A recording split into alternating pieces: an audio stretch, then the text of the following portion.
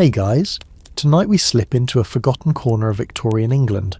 You're in London, but not the polished postcard version with gas lamps and top hats. No, this is a damp back alley where shoes squish and fog eats the light.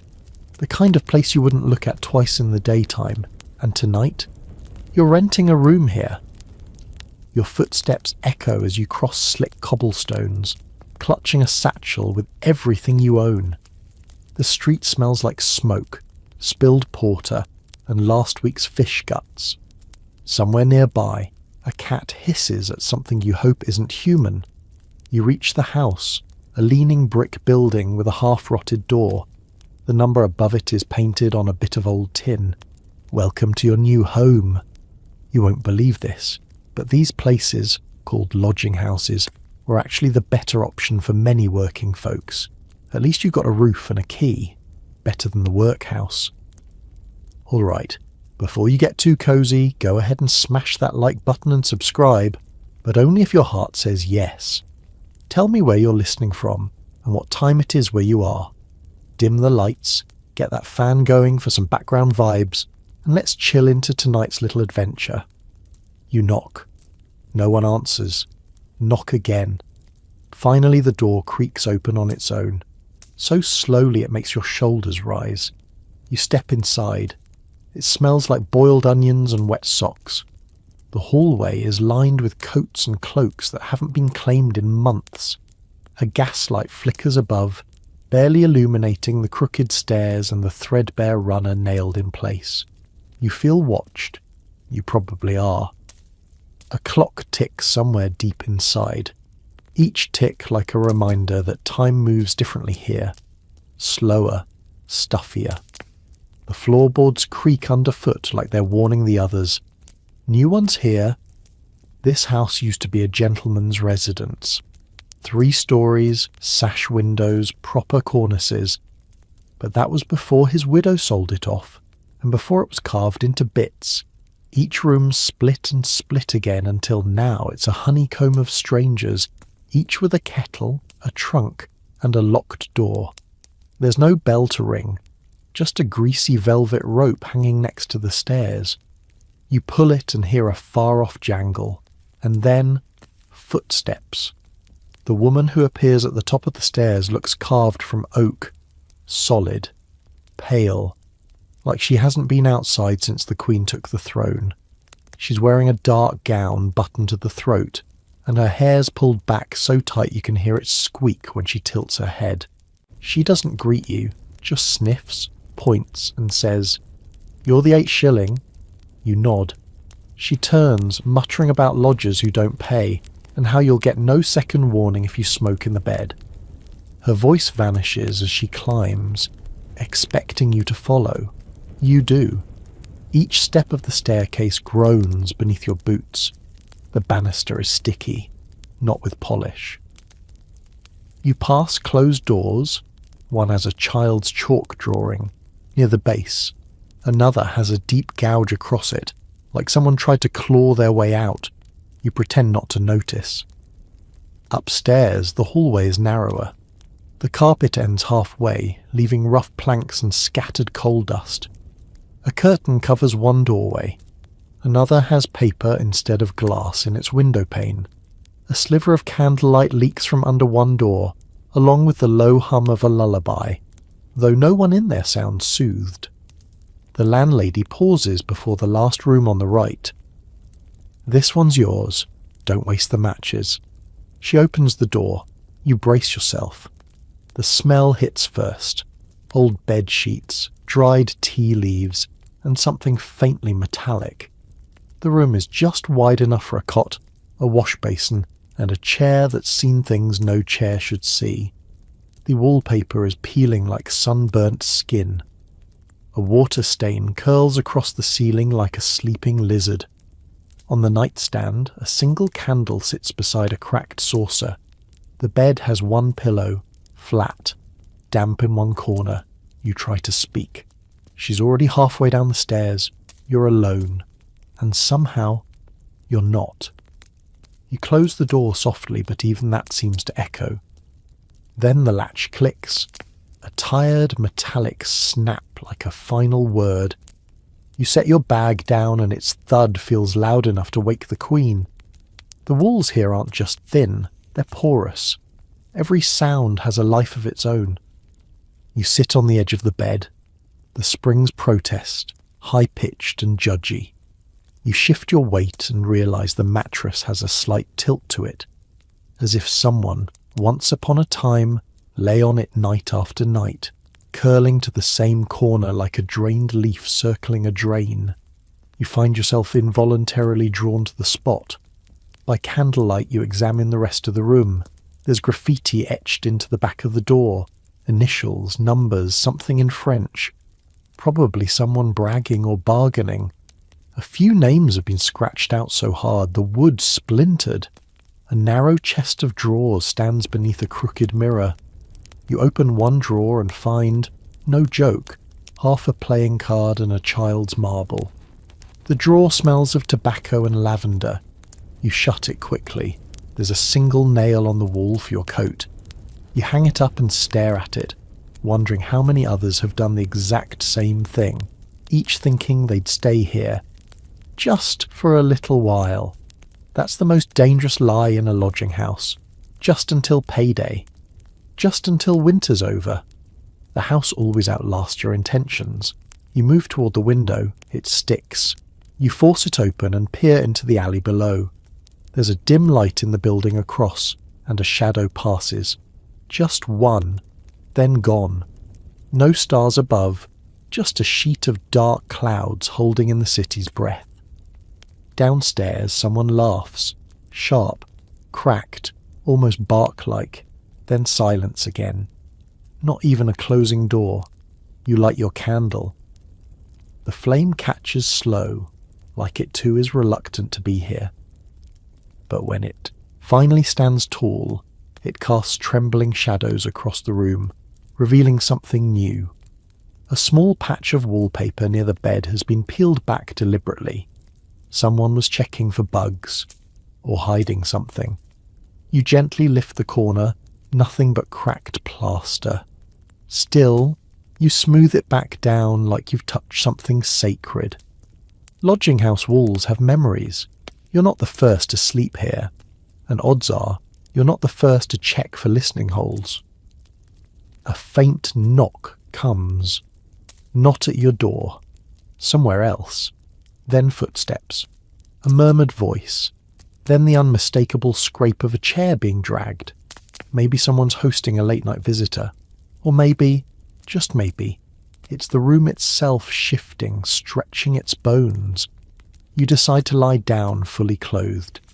The blanket smells like ironed wool and stale bodies. You pull it to your chin and breathe shallow. The floorboards above creak in rhythm, footsteps pacing back and forth, and back and forth. You wonder if that's the man who never leaves his room, the one who gets food delivered through a slot in the door, the one no one ever sees. Your eyelids grow heavy. But the room won't let you drift just yet. There's one more sound, soft and quick, like fingernails brushing wood. You sit up. Silence. Nothing there. You lie back, this time facing the door. A cobweb dances in the candle draft, and just before sleep creeps in, you realise you never saw a key for the inside of your door. You wake to the scent of coal smoke and cabbage water. Morning in the lodging house doesn't arrive gently. It barges in through the cracks around the window and under the door. Someone is frying something downstairs that probably shouldn't be fried. Footsteps shuffle overhead. A baby cries.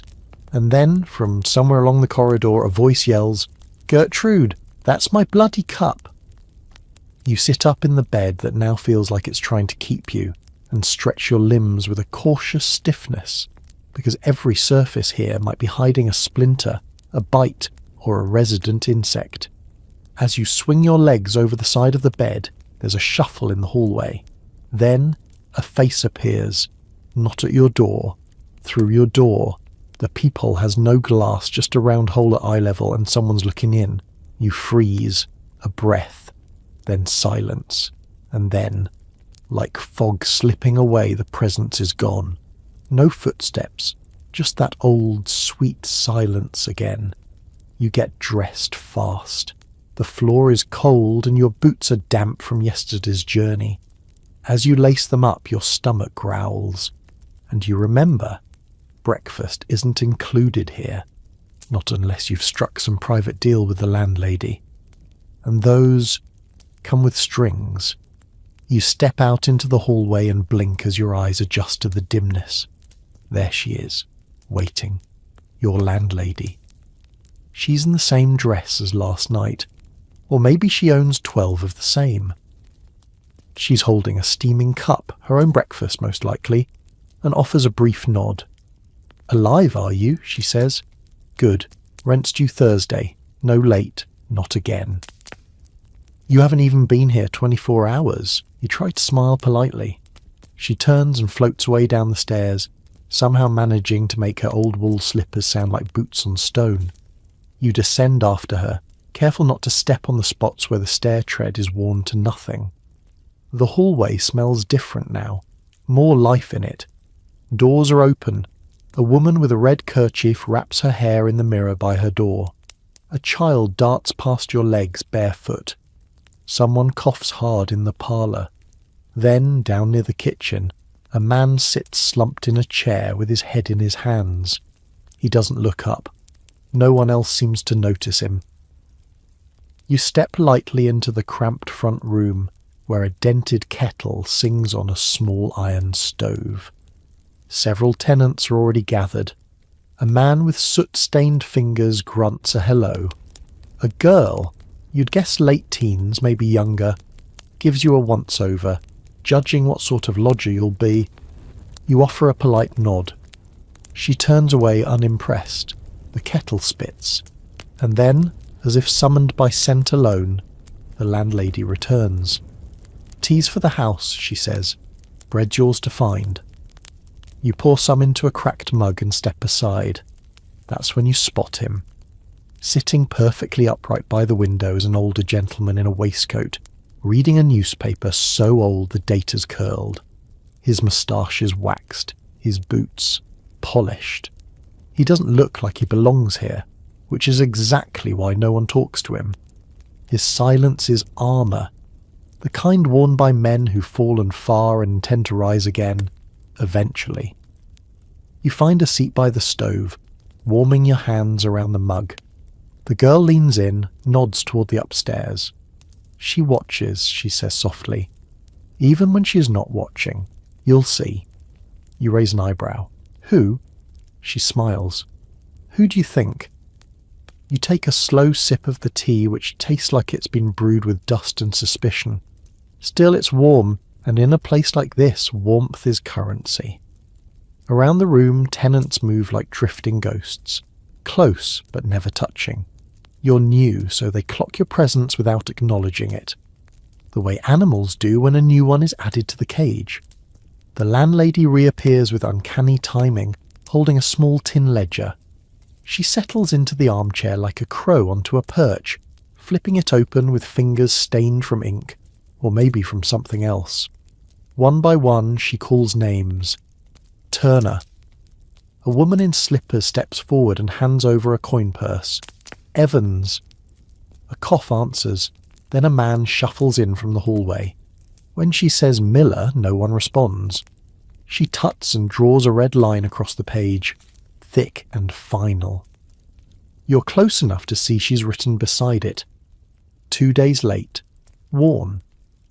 In the corner of that page, tiny lettering reads 4 rooms, 14 lodgers, 3 warnings issued. You wonder what happens after 3. The girl next to you leans in again, voice low. The red ones get moved. If there's a bed in the coal room, that's where you'll sleep next. Your eyes flick up to the ceiling where soot from the stove has blackened the plaster like a dark cloud. You suddenly remember the man you saw slumped in the chair earlier. He's gone. No one mentions it. Later, upstairs, you pass your landlady again. She's inspecting a splintered stair rail with the intensity of a detective at a crime scene. Then, just under her breath, she mutters, I told them, no more boots on the third step. What that means? You don't ask. Back in your room, something has shifted. Not moved exactly, just shifted. Your satchel is now a few inches from where you left it. The curtain is half drawn when you remember pushing it fully open. A different smell hangs in the air. Not rot, not mould, something faint, like old soap and violets. You don't mention it.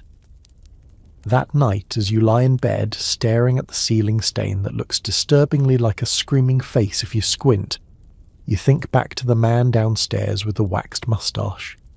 You hadn't seen him leave, and when you checked the hallway mirror afterward, there was only your reflection. Maybe he's like the furniture, passed from tenant to tenant. Or maybe he just rents silence and nothing else. Around midnight you hear footsteps outside your door again. Then a soft knock, 2 taps. You stay very still. Then another knock, this time at the room beside you. Then silence, then a whisper. You still in there?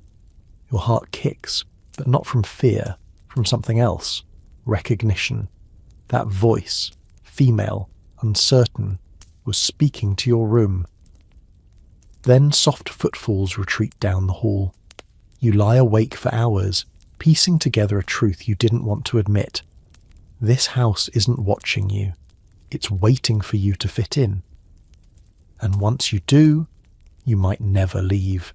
The next morning your landlady informs you, with no hint of apology, that one of the rooms is open if you'd prefer something less exposed. You don't ask what she means. You just follow her up the stairs, past a narrow window that lets in a sickly shaft of grey light, to a door with a brass number 7 barely hanging by a screw.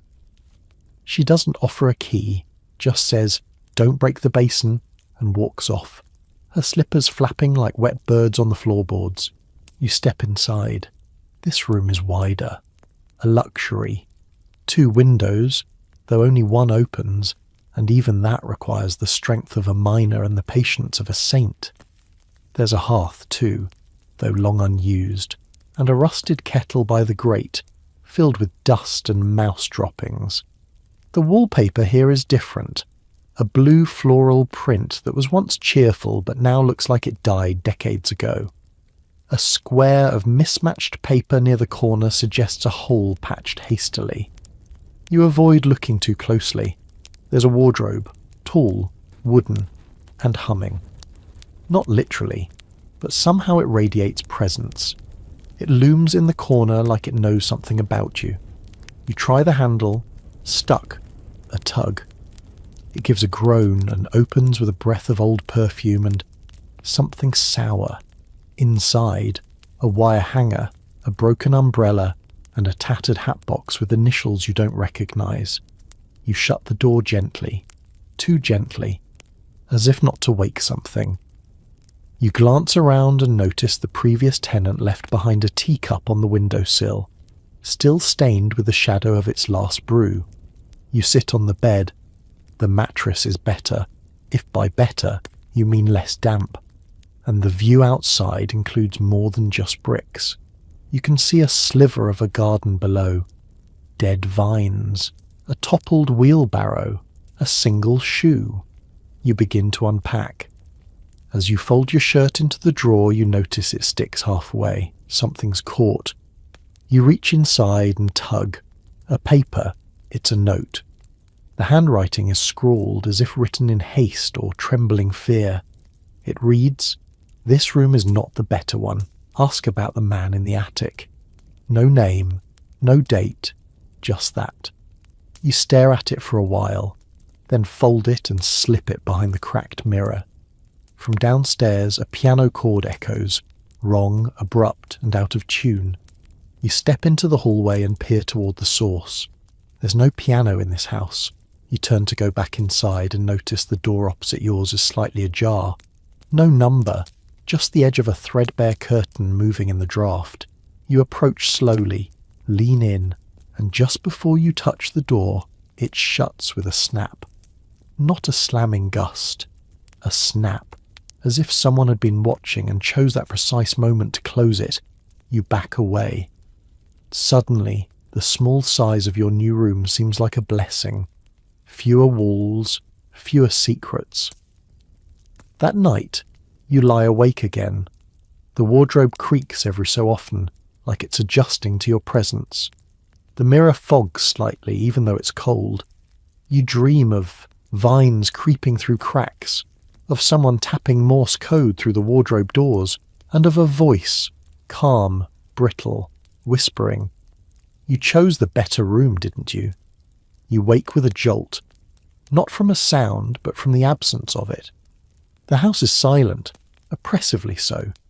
No footsteps, no clatter from the kitchen, not even the usual chorus of early morning coughs. You sit up and glance toward the window. It's still dark, a kind of heavy pre-dawn grey that flattens everything into the same dull shade. You check the clock on the mantelpiece, stopped at 2:43. Its tick must have given up sometime in the night. Rubbing your eyes, you decide to fetch some water. The jug on your washstand is empty, the porcelain chipped. The landlady said there's a tap in the yard, which means going downstairs, which means passing that door across the hall. You open yours slowly, not wanting to wake anyone or anything. The hall greets you with the usual smell of coal dust and mildew, though now there's a hint of vinegar, as if someone's been cleaning or covering something up. You glance at the door opposite, still shut, still unmarked. As you descend, you pass the second-floor landing and hear a faint click behind you. You whirl around. Nothing. But the hallway curtain flutters slightly, without wind. Down in the yard, the cold hits your lungs like a slap. You find the outdoor tap near a pile of ash buckets and broken crockery. The spout groans, then spurts water that smells faintly of iron.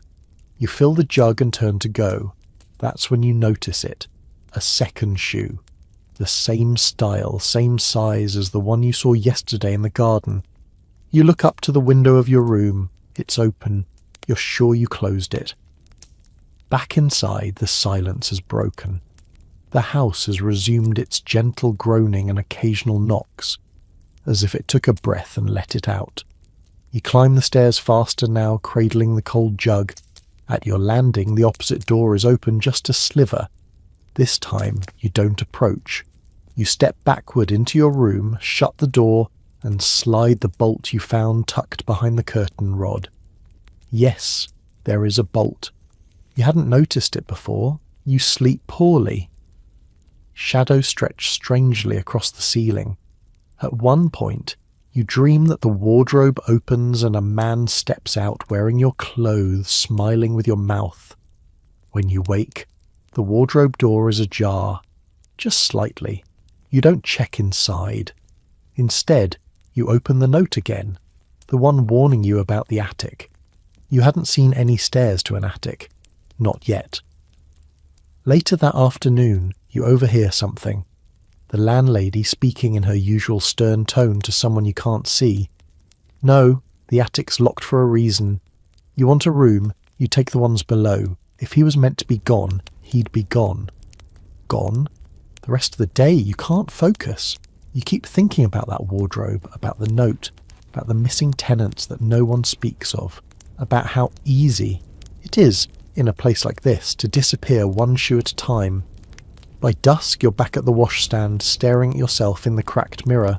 You look different, paler perhaps, or maybe the mirror remembers too many faces.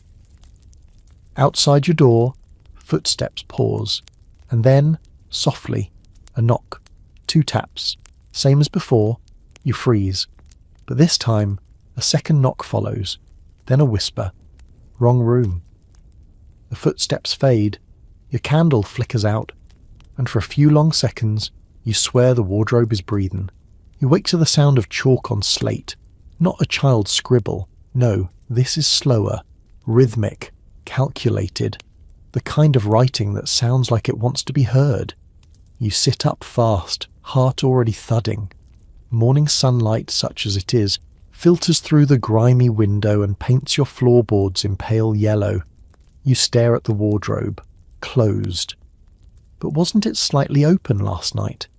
You slide out of bed and press your ear to the door. The hallway beyond is quiet, but you know better now. Silence isn't safe here. Silence listens. You dress quickly, deciding to keep your boots on today, even indoors. The floor creaks less when you're ready to run. Downstairs, the communal table is already surrounded. Lodgers sip weak tea and nibble bread like prisoners rationing their last meal.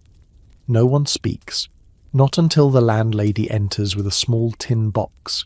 She sets it on the table with a clunk, opens the lid.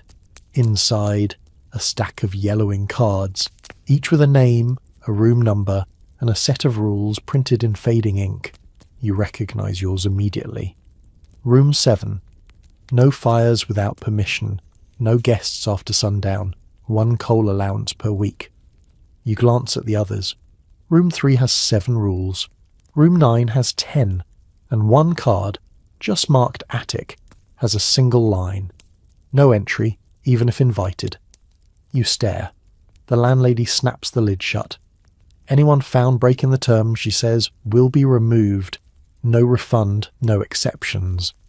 She says this with the calm certainty of someone who's enforced it before, and you don't doubt that removed means exactly what it sounds like. Later, as you climb the stairs, you notice something new. Above the second floor landing is a thin door, smaller than the rest. You hadn't seen it before. It blends into the wood panelling, barely marked except for a small keyhole, and 3 rusted nail heads in the shape of a triangle.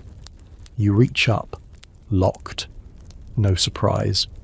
But what is surprising is the faint trace of chalk dust along the floor beneath it, like someone had been copying something through the cracks.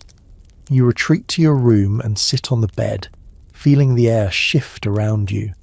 It's time to understand the rules. Not the printed ones, the real ones. Because the landlady's terms aren't just about coal and quiet. They're about control. Her house is a system, and every rule is a test. Not for morality, but for compliance. Can you follow without asking why? Can you adapt without complaint? You try to remember all the things she's said so far. No boots on the 3rd step. Don't break the basin. Rent's due Thursday. But none of these rules are written down. They're spoken, measured, observed, and enforced. You open the wardrobe, half expecting to find something new.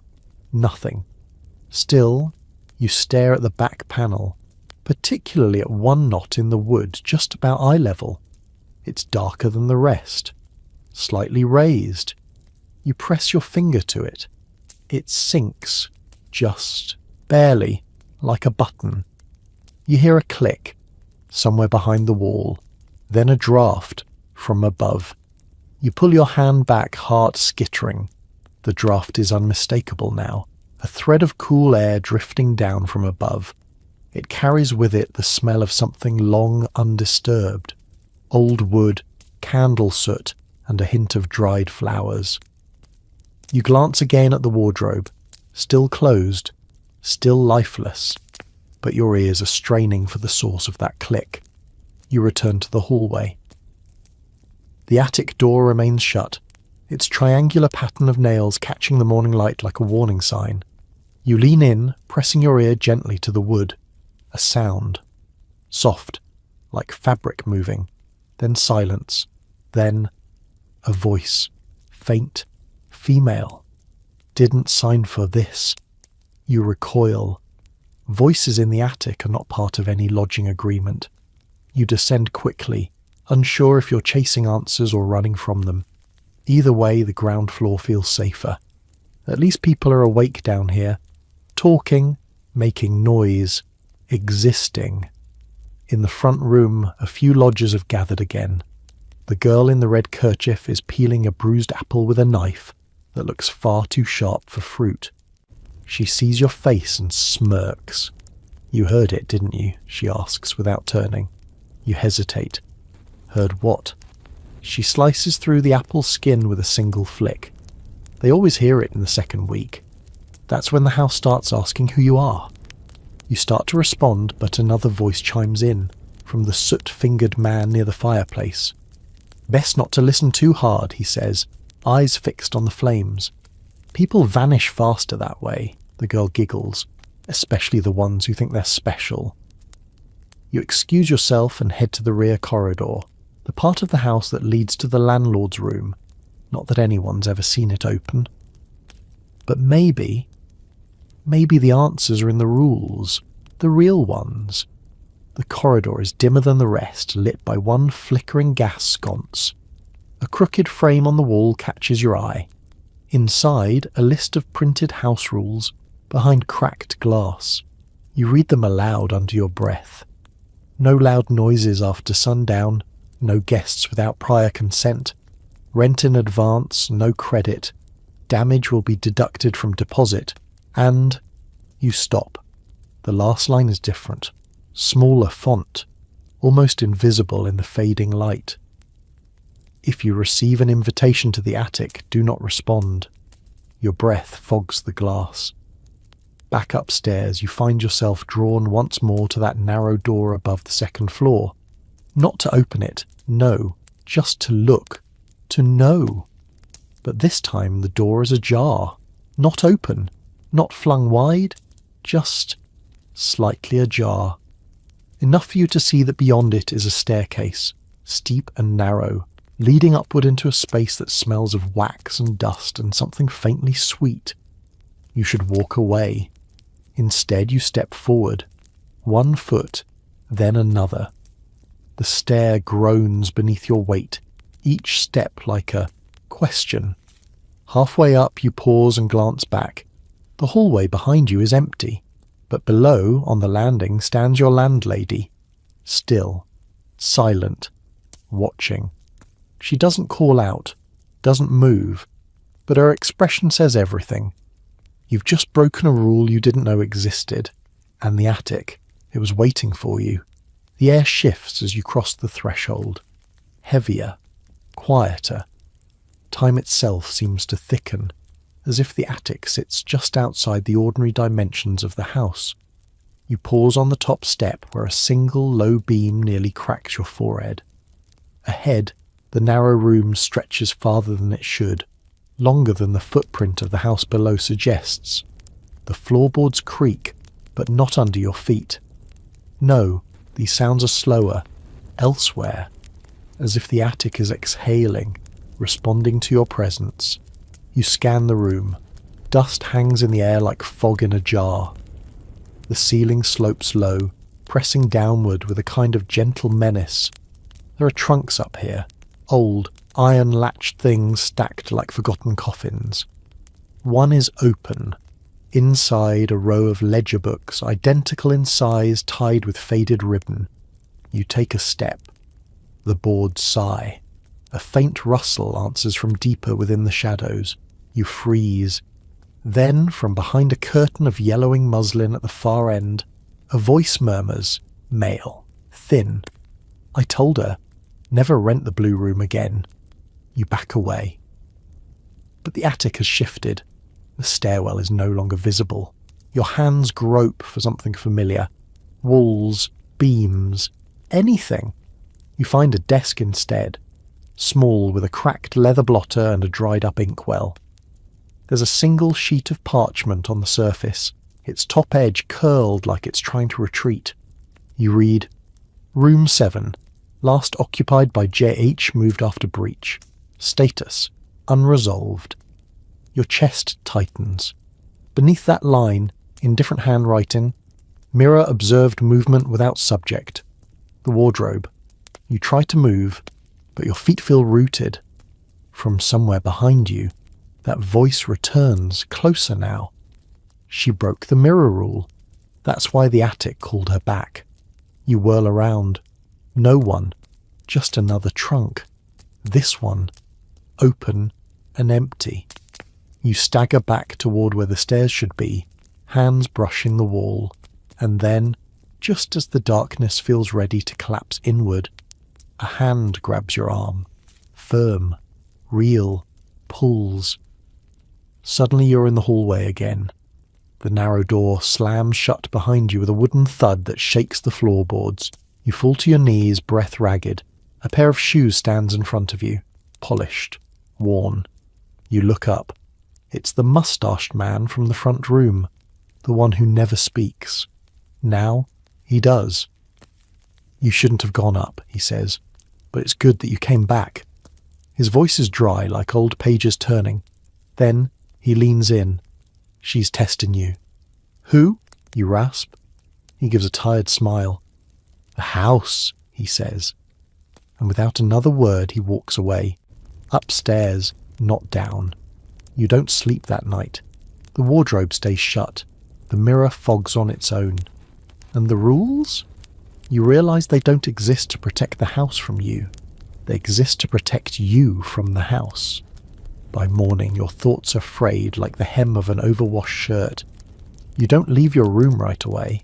You sit, fully, dressed, watching the wardrobe, waiting for it to move. It doesn't.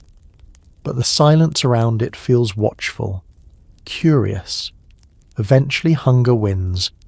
You descend to the kitchen, but today the house has changed its rhythm. The stove is cold. The kettle is gone. No one is sitting at the table.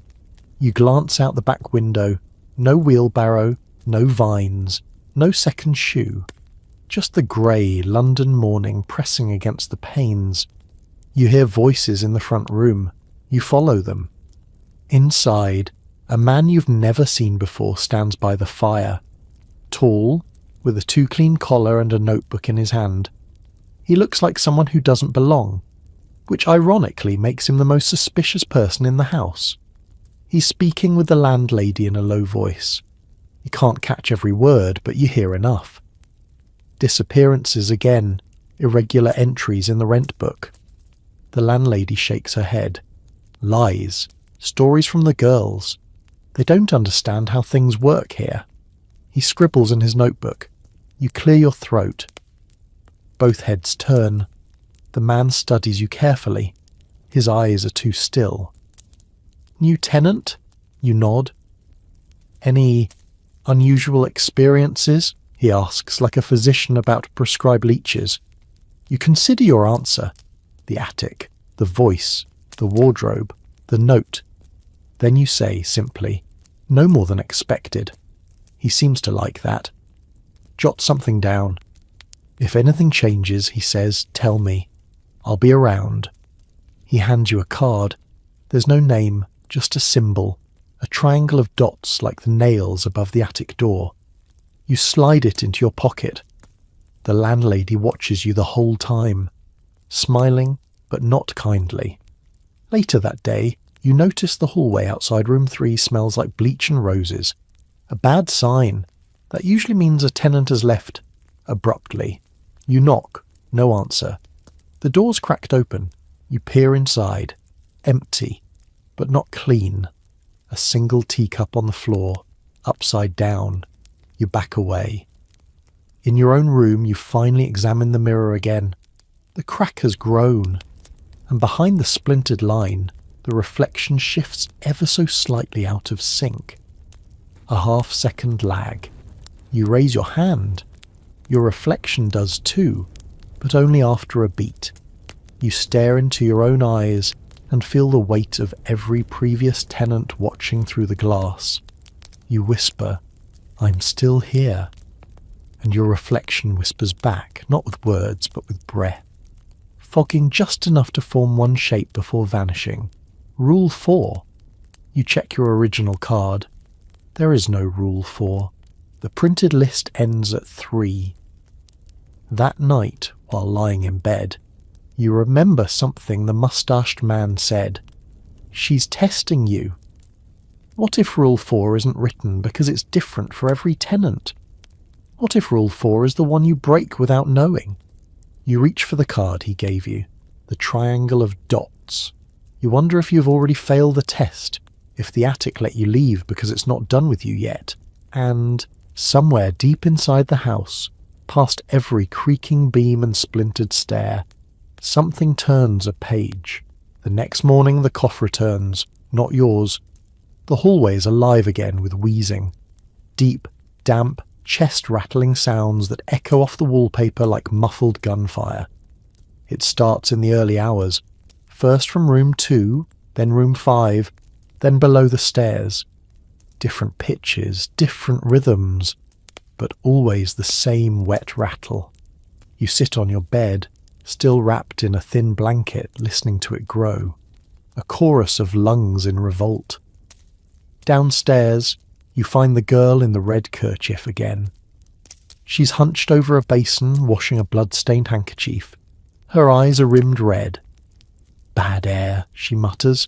"Always worse after fog." You glance out the window. The fog hasn't lifted since you arrived. In fact, you're not sure you've seen proper daylight at all.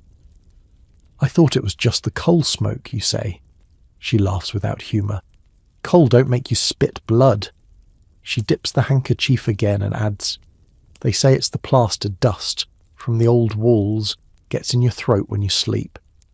She doesn't look up. That's when you begin to notice how many people are coughing now. Not just one or two, but nearly everyone.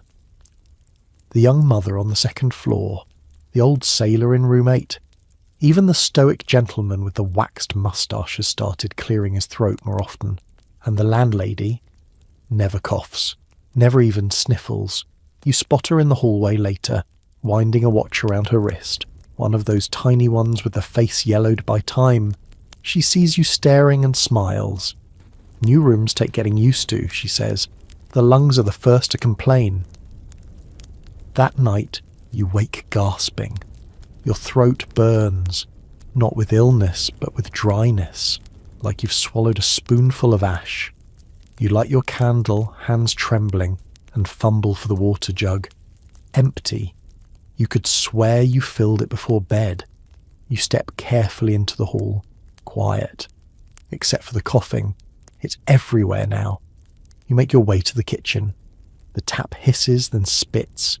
Nothing comes. The kettle's gone again. You hear something behind you. Soft footfalls. You turn. No one. Except a door you've never seen before stands open just past the pantry.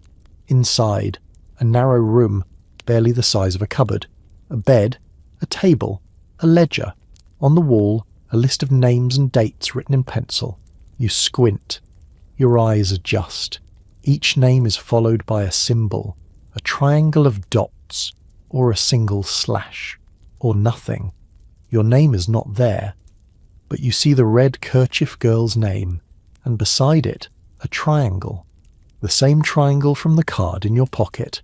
You step backward. A board creaks, and suddenly the door to that strange little room slams shut. You bolt upstairs, lungs heaving, and collapse into your room. The mirror fogs instantly like it's been waiting. And the wardrobe door, it's open an inch again. This time you don't close it, because part of you knows it didn't open by accident. Morning breaks slowly if you can call. Hit that. The light filtering through your window is more grey than gold, thick with city smoke and something less natural. You don't rise at first. You listen. Silence. No coughs. No footsteps. No door slams or hallway muttering. You sit up slowly, wary of the quiet. It's not the peaceful kind. It's the kind that presses down like a held breath. Your boots are still at the foot of your bed, but now they're dry and polished. You didn't polish them. You open the wardrobe just to check. Nothing inside at first glance. Then, nestled in the back corner, you see it. A small tin canister with a velvet ribbon tied around the lid. A tag dangles from the ribbon. One word. Breathe. You open it. Inside, a dried bundle of herbs. Lavender, perhaps, and something else. Camphor, charcoal dust. You sniff it cautiously. It smells like medicine, or morning. You return to the hallway, half expecting to see the red kerchief girl. She's gone. Her door is open. Her room is empty. No luggage, no shoes, not even the basin. Just a dent in the mattress, shaped like someone sitting very still for a very long time. At the end of the hallway, the landlady's dusting a painting. It's of a ship at sea, its sails torn in windless air. "She left early," the landlady says without looking at you. "Where did she go?" you ask. "To a quieter house," she replies. "One with better air." You swallow hard. "Did she leave a note?" "No," the landlady says. Then she turns, smiling faintly. "But she left her key." You glance down. She's holding it in her hand, and for a moment you're sure, absolutely sure, it's not the girl's key. It's yours. She drops it into her apron pocket and walks off. That night, the coffin returns. But only one cough. Yours. It starts slow. A tickle, then a rattle, then a deep pull from the bottom of your chest, as if something inside you is being drawn up by invisible hands. You light the candle. The flame bends sideways, not from wind, from breath. You rush to the mirror. You look awful, but not because you're ill, because your reflection isn't matching you anymore. Your hands rise, the image lags, your mouth opens, the reflection doesn't, until it does, and whispers, "Breathe slower, or she'll come." You stagger backward. The wardrobe creaks. You spin around, but the door is still shut. Then a soft knock at your door. Polite, rhythmic. 3 taps. You know that knock now. It doesn't belong to a neighbour. It belongs to someone who never really leaves this house. You don't answer. The knock comes again. Then a voice. The landlady's. "Room check."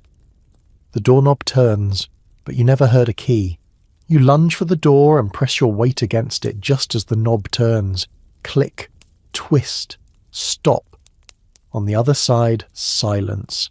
Then her voice again, soft, sing-song, syrupy.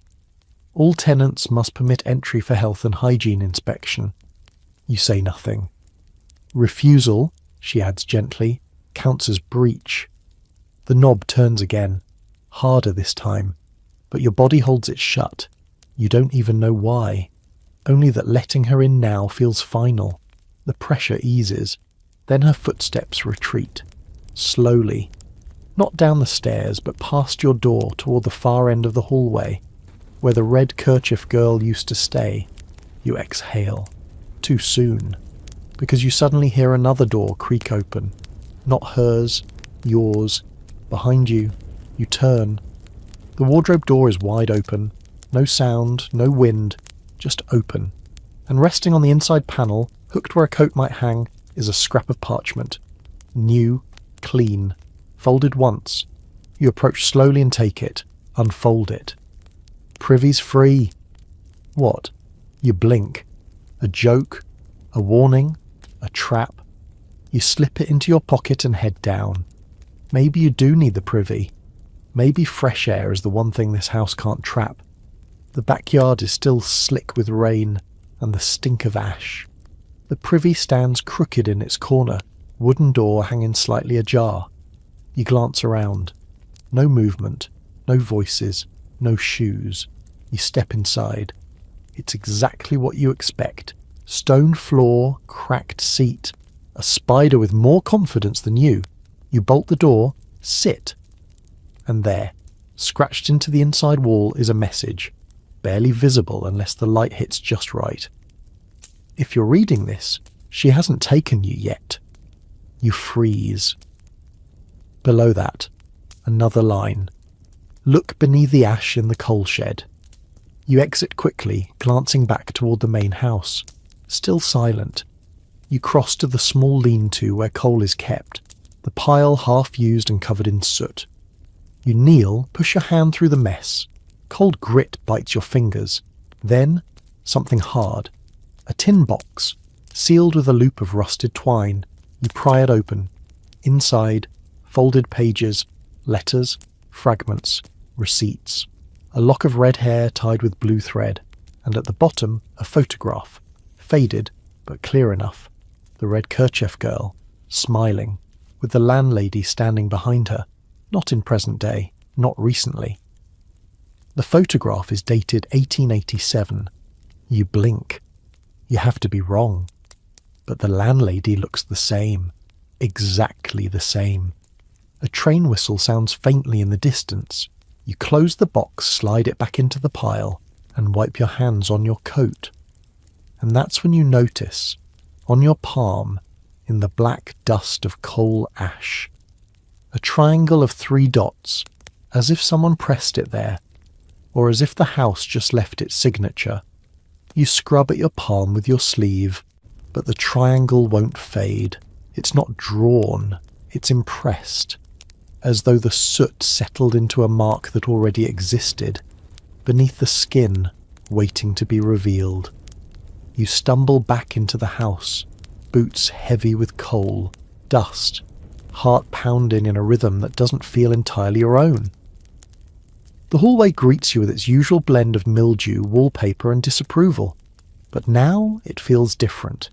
You feel different. Watched, yes, but also tagged, claimed. Your door is open, wide. You didn't leave it that way. Inside, everything appears untouched. The bed still rumpled, the candle burned to a stub. But the mirror has changed.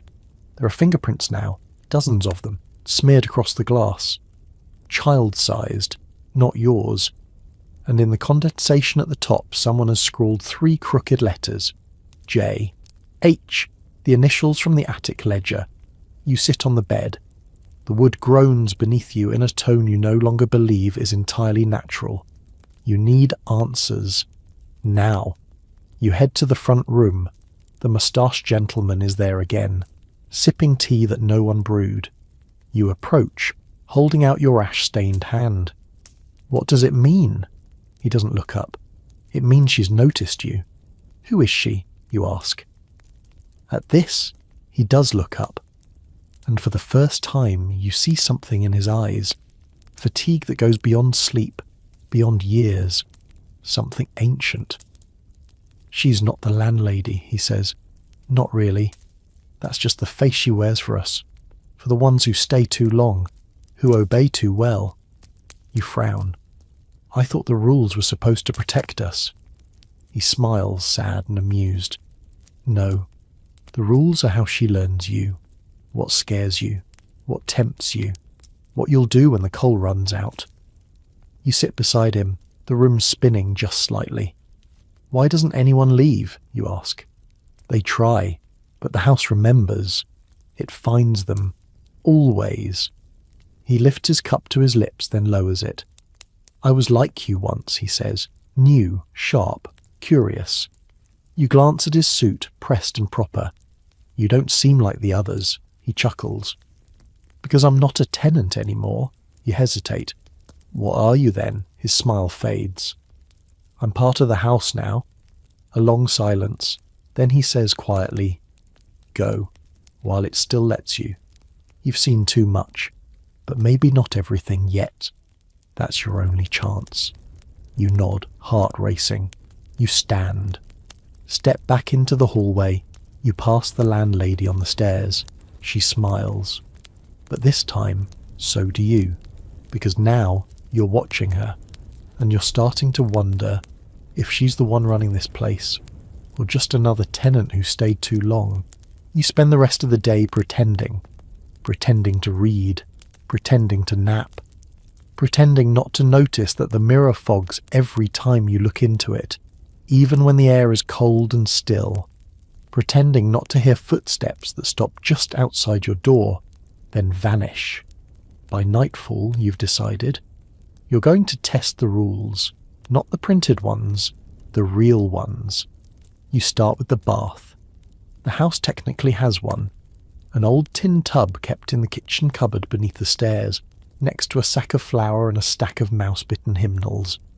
According to the official rules, it's to be used only on Saturday nights, and only after signing the bathing ledger. Tonight is Wednesday. You go down when the house is mostly quieted. One lodger snores, another shuffles cards alone. The landlady is nowhere to be seen. You find the tub easily, drag it to the hearth, which still holds the warmth of dying coals. The stove squeals as you coax it to life. You fill the kettle, then the second, then the third. The water steams gently. The house creaks in protest. You remove your boots, shirt, lower yourself into the tub.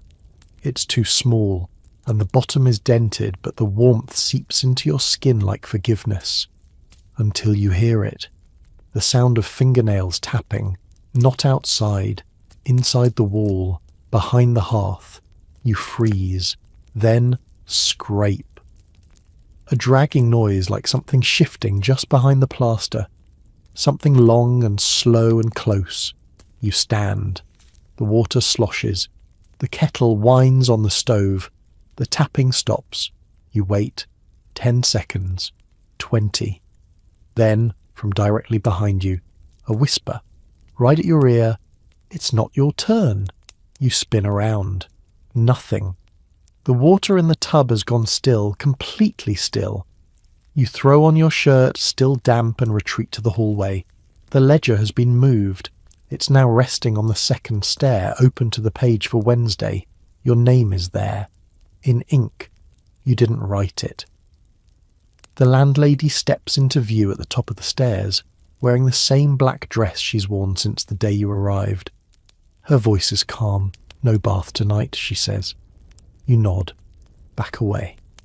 In your room, the mirror is already fogged. On it, a new word, scrawled in backward letters. Greedy. You wipe it clean. Then look at your reflection. Behind you. The wardrobe creaks open. You stare at the wardrobe. It doesn't move again, but it doesn't have to. The crack in the door is wide enough now to suggest invitation or warning. The inside is dark. Too dark for the amount of light in the room. You should close it. You don't.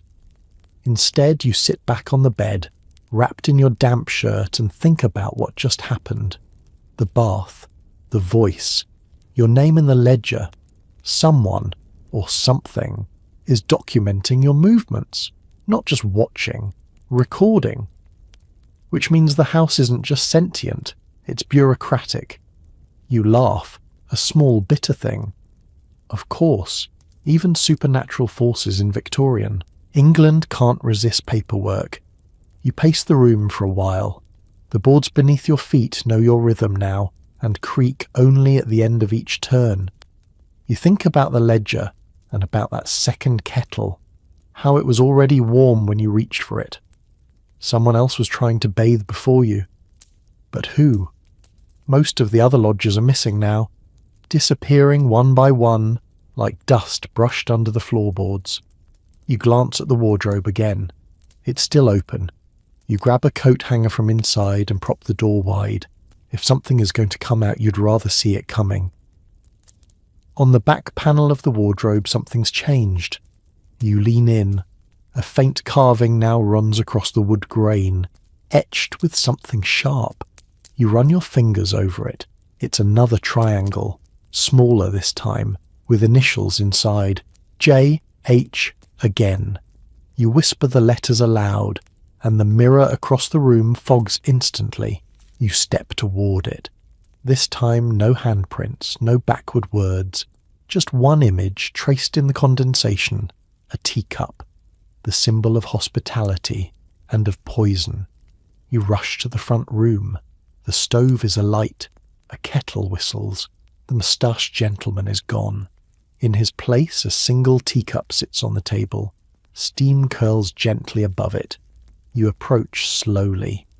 The landlady steps in from the hallway. No sound of her shoes. She's just suddenly there. She sees the cup. Someone's earned their reward, she says lightly. You don't touch it. She nods, pleased. Very good, she says. Very wise. Then she walks away. You wait until she's gone, then pick up the cup and hurl its contents into the hearth. It hisses black against the embers.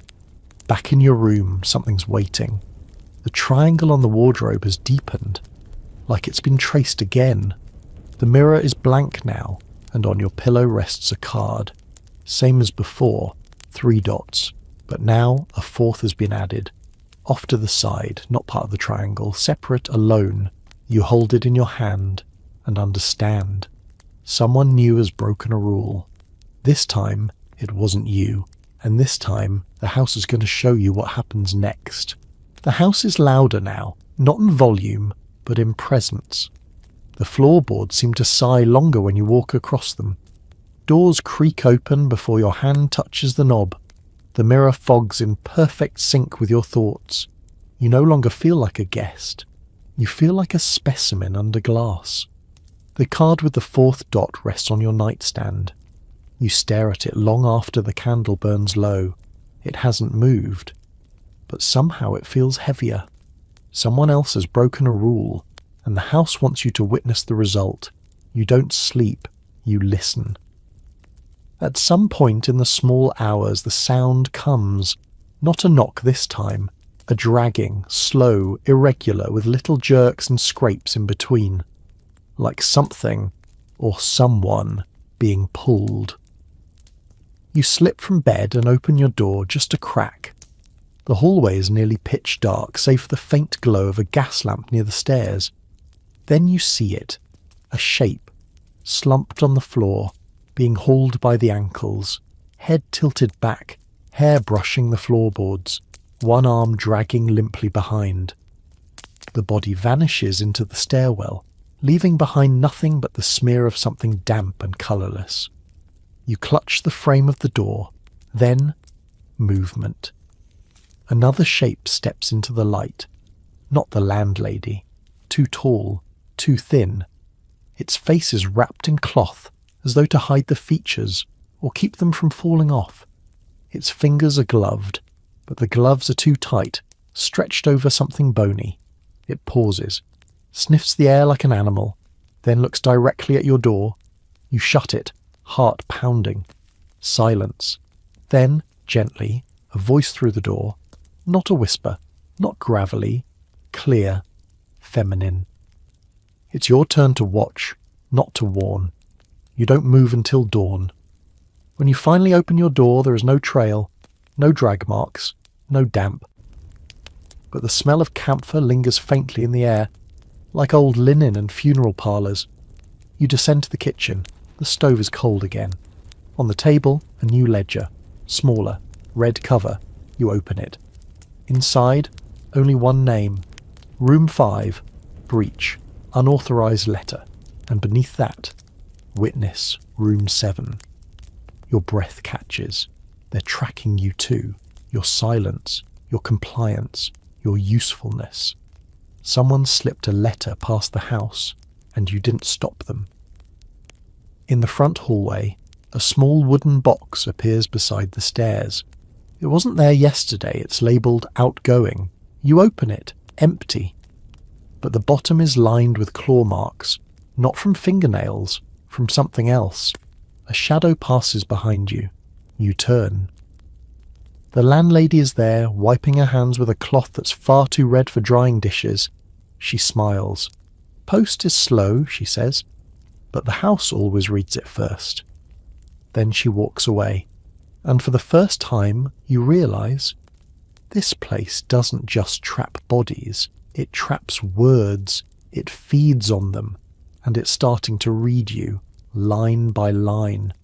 You spend the day in silence, not for lack of thoughts, but out of fear they'll leak, that somehow even your breathing will tell the house too much.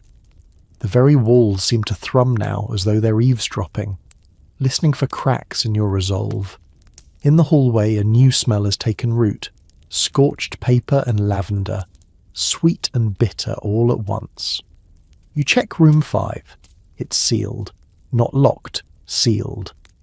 A strip of yellowed parchment is glued across the doorframe, handwritten in black ink. Redacted. No initials. No rent due date. Just that one word. You knock once. Softly. The echo dies before it reaches your ears. You retreat to your own room and shut the door carefully. Sit on the bed. The card with the 4th dot is gone. In its place, a new one. This one has 5 dots. Not in a triangle, not in a line. Scattered, frantic. Like a hand flung ink onto the page in panic. You flip it over. 2 words. She knows. You exhale slowly. The game has changed. You're no longer a passive observer. You're part of the machinery now. and machinery doesn't sleep. You light a candle. Its flicker dances along the walls like shadows performing for an audience. You glance at the mirror, foggy again. This time, no symbols, no images, just a crack, a real one, jagged, like something struck from behind the glass. You lean in close, and then, just for a second, you see a face that isn't yours. Female, hollow eyes, lips sewn shut. You stumble backward, knock over the chair. The crack vanishes. You wait for the house to respond. It doesn't. Instead, you hear voices in the hallway. 2 of them. Not tenants, not the landlady. Men. Stern. Clipped speech. Government sounding. You press your ear to the door. Missing persons report. Too many coincidences. The attic, sir. We should... And then, the unmistakable click of the attic latch. You throw open your door. The hallway is empty. No voices. No men. But now, the attic door is ajar again. That same sickly triangle of rusted nails glinting in the dim light. You turn away, then stop. At your feet, a page, torn from a ledger, still warm.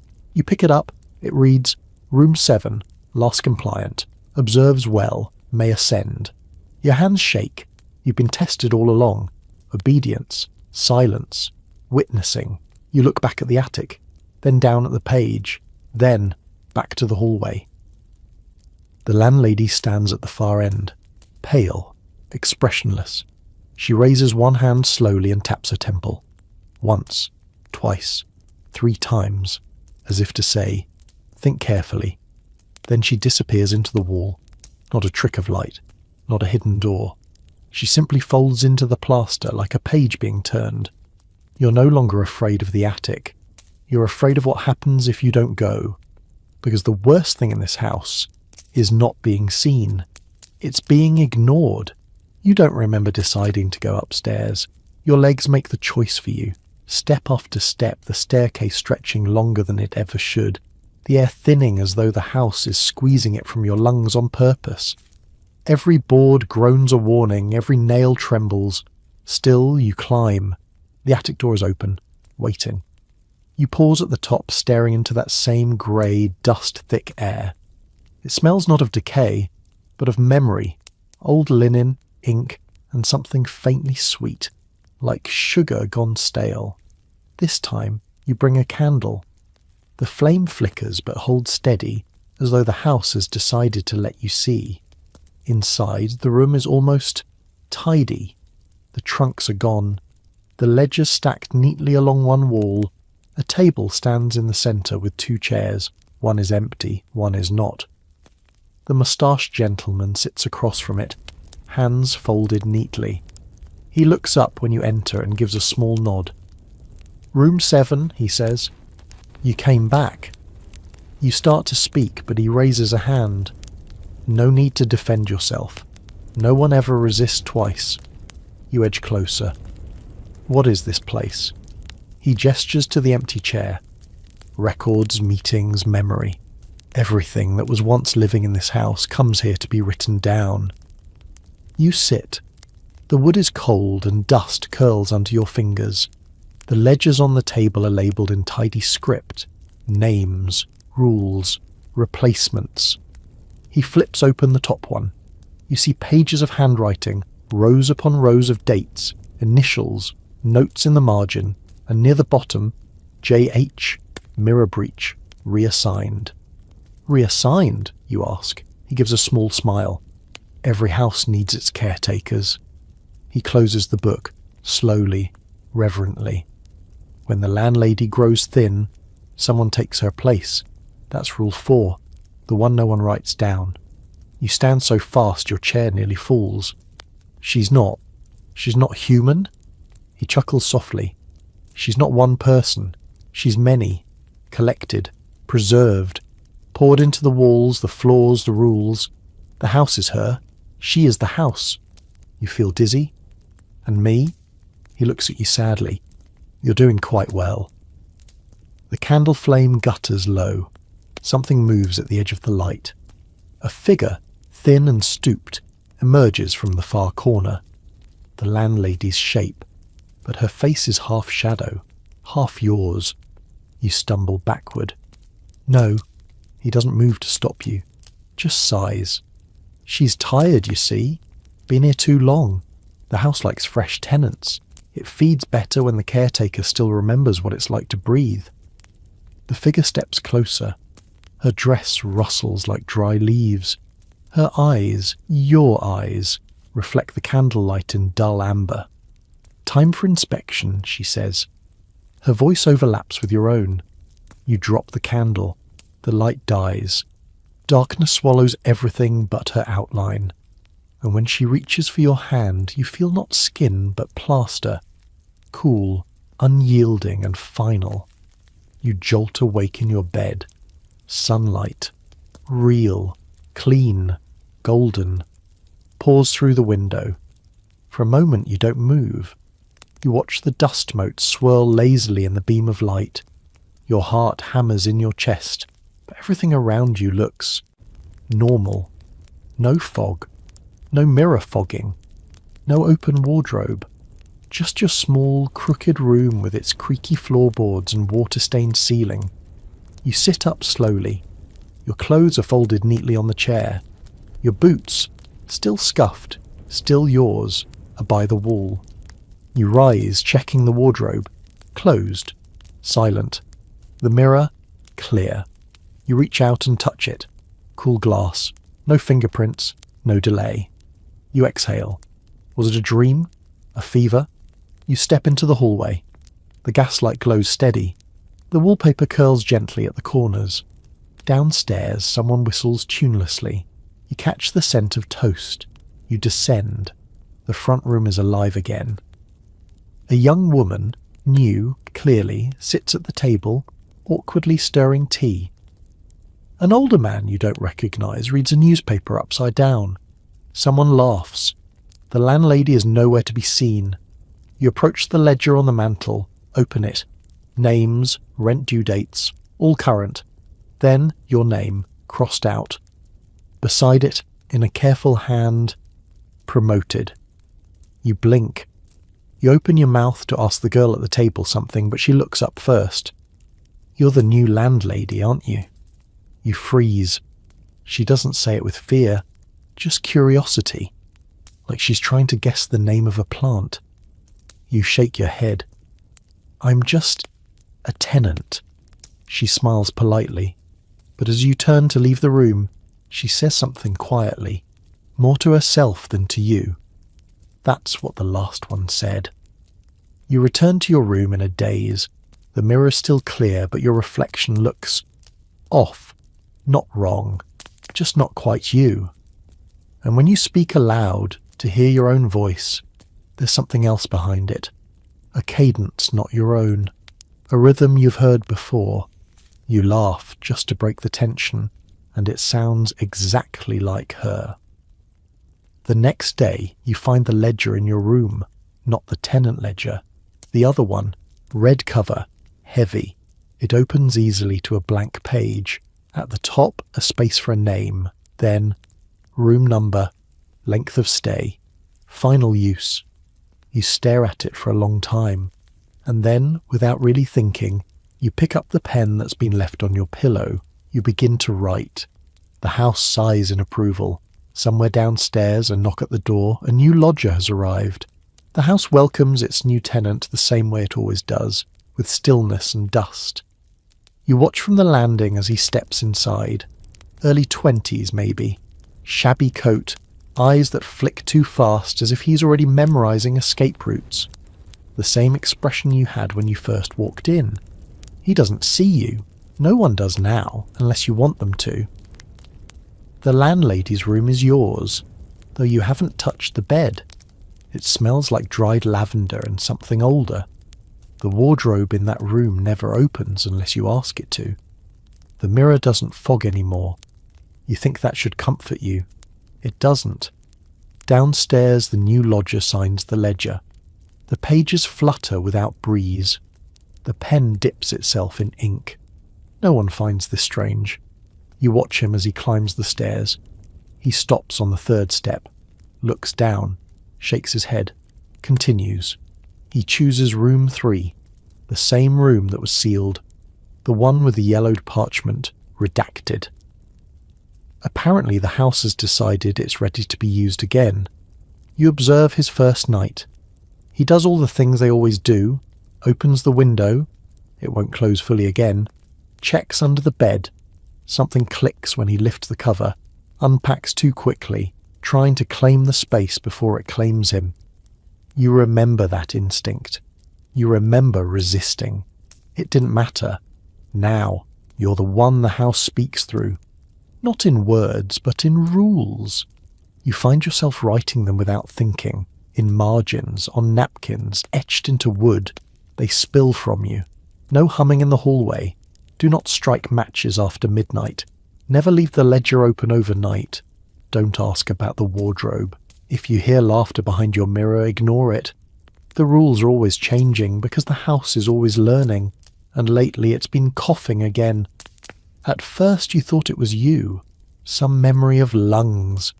But no, it's coming from inside the walls. The new tenant hears it too. He starts boiling herbs, taping the edges of the window shut. He mutters to himself. You recognise the words, things you once said. That's how it starts. The fear, the mirroring. It's not long before he tries to leave. That's always the most delicate moment. You wait by the door as he gathers his things. The house has already jammed the lock. He rattles it, curses, steps back. You appear, only slightly, just enough. Problem, you ask? He stares at you. He doesn't recognise your face. No one ever does. You smile gently. Sometimes the door sticks. You'll get used to it. You vanish before he can answer. Upstairs in the ledger the ink dries under his name. Next to it in smaller letters, monitored for breach. The house exhales. That night you dream. But the dream isn't yours. You wake with the image of someone else's hands scrubbing coal dust from raw skin, of cold privy floors, of whispers from a wardrobe that hasn't been opened in 100 years. The dream belongs to one of the others, lodgers past or present, or perhaps the house itself. You can't tell anymore. You rise and you know what you must do. The mirror is waiting, fogged, cracked in its old way just slightly. It remembers. It always remembers. You pick up the small brush from the windowsill, the one you never placed there, and write in the fog with the handle's edge. Room 3. Observe. The mirror goes clear at once. You move through the house like thought, unseen. Down the hallway, past the crooked stair, into the cramped passage where the bath ledgers are kept. You leaf through the pages. 3 names are written in yesterday's ink. One of them is the new tenant's. He took a bath on the wrong day. You smile faintly, not cruelly, just knowingly.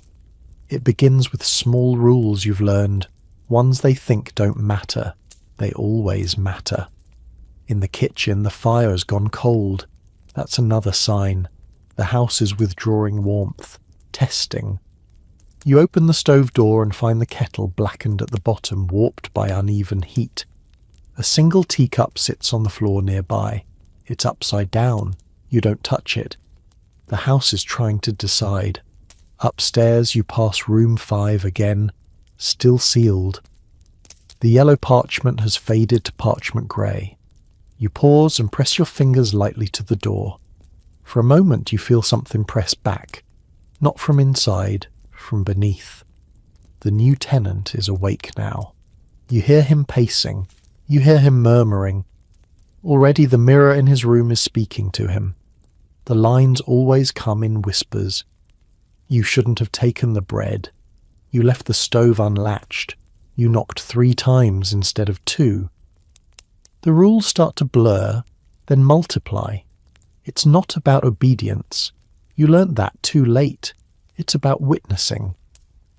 The house wants you to see, to understand its hunger, its patterns, its rhythm.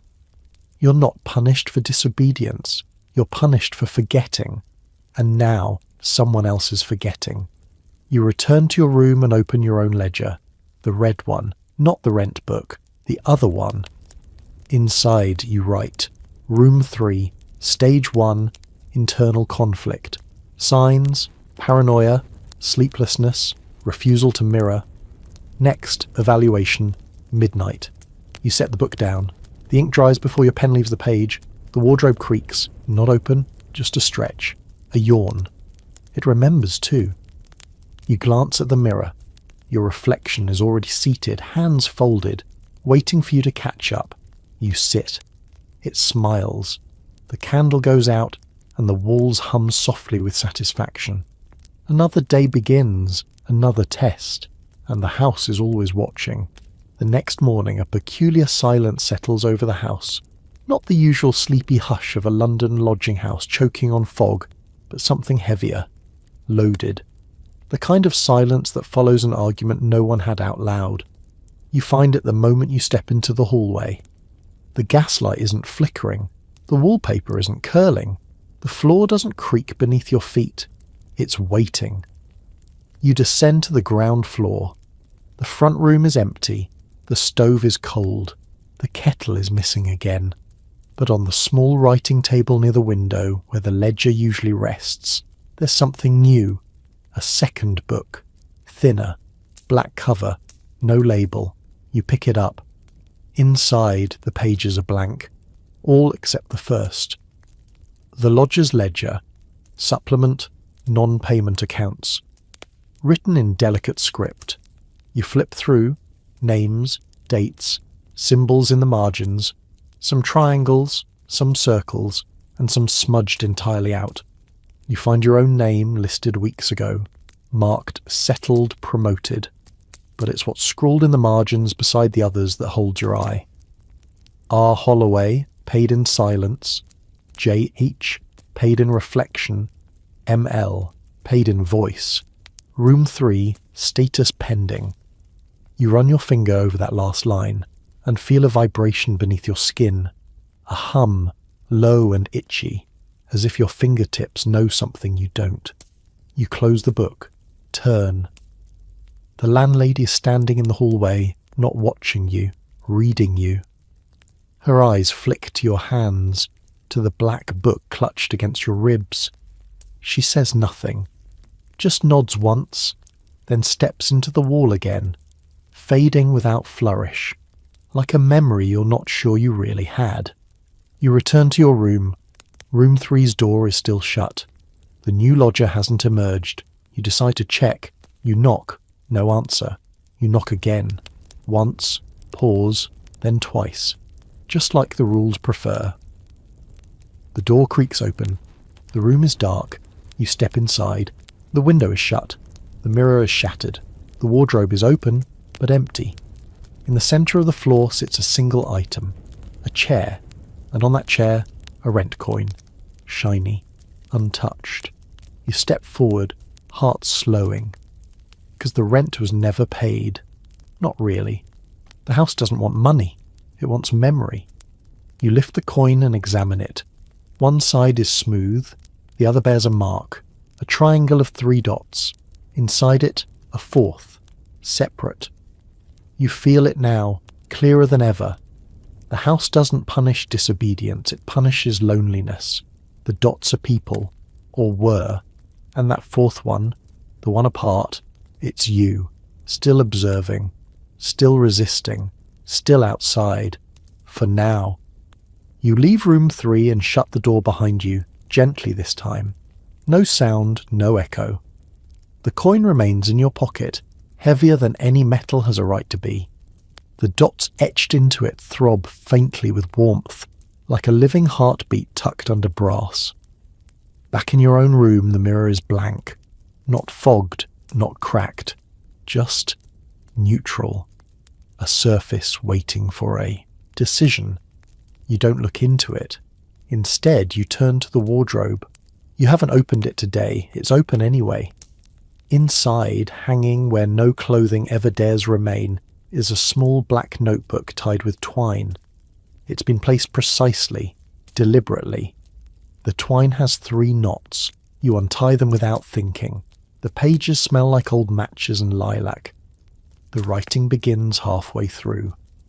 When memory runs out, the house chooses the best witness. You flip forward. Best witness becomes record keeper. Record keeper becomes mirror. Mirror becomes mouth. You pause, then one more line. The mouth must be fed. The twine slips from your fingers. Suddenly you understand why the mirror sometimes speaks, even when it reflects nothing. Why the wardrobe opens when no one touches it. Why names disappear from ledgers, but the house remembers. It's not punishing for fun. It's preserving. Every breach, every mistake, every unspoken fear. It all becomes part of the architecture. And once you become useful enough, the house uses you to speak itself.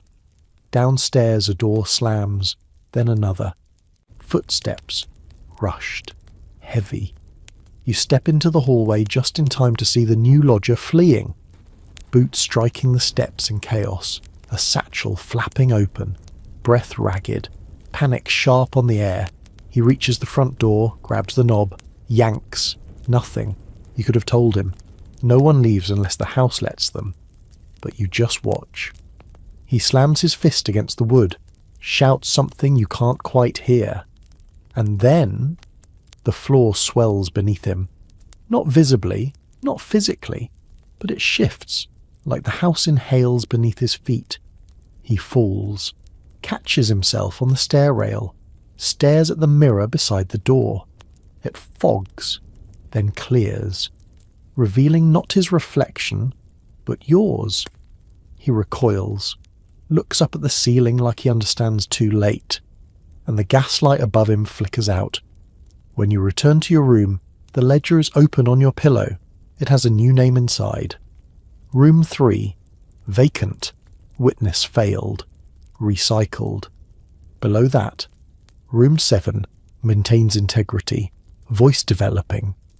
You set the book aside, the mirror waits, and this time, when you speak, the voice that answers back is not your own, it's hers, and she says, "Good girl." Something changes after that. The house relaxes, just slightly. Its bones creak less, as if you've passed some invisible threshold. The mirror still fogs occasionally, but it no longer surprises you. The wardrobe no longer groans. The pages of the red ledger turn themselves. You've become part of the rhythm now, the heartbeat of the lodging house. But peace, as you've learned, is never free. You wake to the sound of boots on tile, sharp, regulated. Not the stagger of a drunk lodger or the shuffle of the coughing woman on the second floor. These are official footsteps. Policemen. You know it before the knock even comes. Bang, bang, bang. Not the soft three-tap code of the house. This is foreign, government, interruption. You slip into the hallway before the others can react. The front door is open. 2 constables stand just beyond it, framed in daylight like statues brought to life. One of them has a notebook. The other has gloves. "Rent ledger," the first one says without greeting, "and your list of current lodgers." Your hand twitches. The landlady would normally handle this. But of course, you are the landlady now. You nod. Calm. Professional. Of course. You fetch the rent book, not the red ledger, and hand it over. He flips through it with the same disinterest you once reserved for job listings and missed mail. "We received another report," he mutters. "Missing persons." The second officer glances around the hallway, nose wrinkling. "This place always smell like vinegar and soot?" You smile politely. "Only on good days." He smirks, then steps past you, scanning the walls, the stairs, the doors. They never see what they're supposed to. They never look up. The first officer points to a name in the book. R. Holloway. When did he vacate? You peer over his shoulder, pretending to think. "A month ago, I believe. Left without notice. Common around here." He frowns. "No forwarding address." "No forwarding anything," you reply. He makes a note. Then the second officer calls out, "Is this sealed door normal?" You stiffen. Room 5. You keep your tone even. Structural issue, waiting for a repairman. He nods and moves on. They leave not long after, muttering to each other about damp and how it's always these sorts of places. You close the door behind them, bolt it. The mirror in the hallway fogs over immediately. 4 words appear in your own handwriting. Do not trust uniforms. You sigh. I didn't. The fog fades, but the house isn't done. A moment later you find something new at the foot of the stairs. Small, folded, a paper badge, police issue, fresh. It hadn't been there before. You bend to pick it up but hesitate. Instead, you knock on the stair tread beside it. Twice, then wait. A whisper answers from beneath the floorboards. He's still here. You back away. The badge vanishes, and from somewhere within the walls, a cough begins again. Wet, persistent, familiar. You look up toward the attic and understand. The house let them in, but it did not let them leave. That night the house is quieter than usual, not peaceful, waiting. You stay in your room, candle unlit. The dark is gentler than the truth right now. Somewhere above you, the attic groans softly, like it's turning in its sleep, or remembering something unpleasant. The mirror across from your bed has stopped fogging. It's not empty, it's alert, reflecting more than it should. When you move, your reflection hesitates. When you blink, it doesn't always follow, but the house wants something else from you now. Not obedience, not silence, judgment. You realize it when the mirror clears completely and a new message appears at the bottom corner in fresh black ink, despite no hand having written it. Room 4, breach suspected, verify. You resist, just for a moment, because even now, a part of you remembers what it was like to be the one watched, the one monitored, the one who didn't understand the rules until it was too late. But the house has no patience for sentiment. You hear a creak just behind the wardrobe, a reminder, so you obey. Room 4 is on the 2nd floor. It used to belong to a seamstress with a sweet tooth and a collection of broken clocks. Now it houses someone else. Quiet, careful, but always too curious. You knock. 2 times. Pause. 1 more. The door opens a crack. A pale eye peers through. "Oh," he says, surprised. "Didn't think anyone made rounds at night." You smile gently. Health and hygiene inspection. He opens the door fully. The room smells of starch and cold mint. Papers stacked everywhere. Drawings, sketches of the house, its floor plans, cross-sections, secret spaces. He's been trying to map it. You step inside slowly. He watches you with a mixture of nervousness and pride. It's not perfect, but I've tracked at least 3 hidden panels so far. I think there's something behind the wall between rooms 4 and 5. You glance at one of the sketches. He's right. There is something there. He's gotten too close. "Have you shown anyone these?" you ask. He shakes his head. "Didn't want them confiscated, or worse, dismissed." He laughs awkwardly. "I know how it sounds, but this place, it shifts. Sometimes rooms don't line up the same way twice." You nod, then reach into your pocket. Not for a weapon, for the red ledger. You open it slowly, flip past the folded pages, find his name. It's already there, written in ink you didn't place. Room 4, breach confirmed, walls compromised, disposition, witness requested. And beneath it, your name. The line is blank, waiting. You look up. The lodger is still explaining something about hollow beams and plaster dust. But his voice is muffled now, distant. The house is already removing him. You feel it in the air, the way the ceiling lowers slightly. The door darkens, the light drains from the corners inward, and then he stops speaking mid-sentence, his mouth still open, like a skipped frame in a film. He's gone. The room is empty, sketches still in place, Papers untouched, but no man, only the echo of what he almost discovered. You close the ledger, and as you step back into the hallway, you hear the door behind you seal shut. The wallpaper smooths itself, and from behind the plaster something sighs, "Thank you." The house is satisfied, for now. You dream again, but this one is different. You're walking through the house, but it's upside down. The chandeliers are under your feet, the stairs spiral into the ceiling, and the rooms are labelled not with numbers, but with memories. Shame, guilt, fear, silence. In one, you see yourself curled into a corner coughing. In another, you're already behind the ledger desk staring out through mirror glass that no longer reflects. You wake to find a tray at your door. This is new. There's no note, just a bowl of stew, a crust of bread, and a teacup, steaming gently, with a single red petal floating on top. You don't touch it.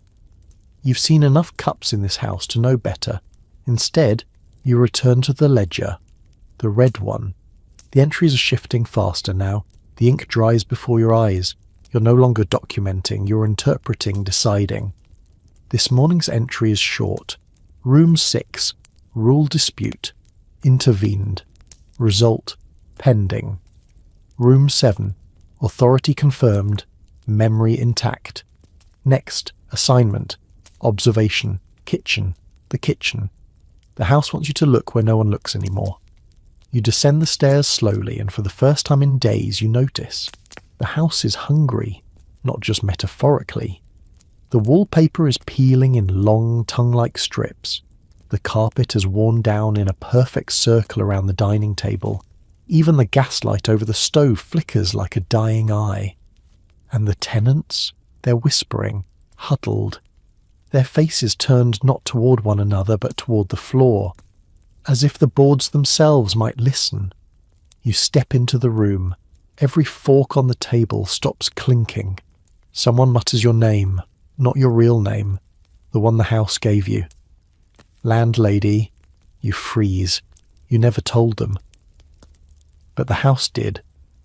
One of the women stands slowly. Her apron is stained.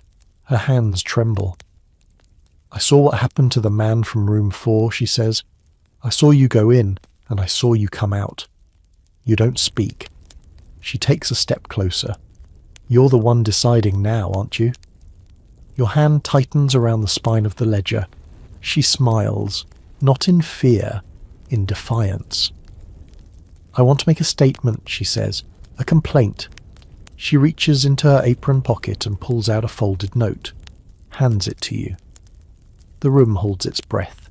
You open it. Inside, written in careful block letters, "I know about the red ledger. I've seen what's in the walls. I will not be silent."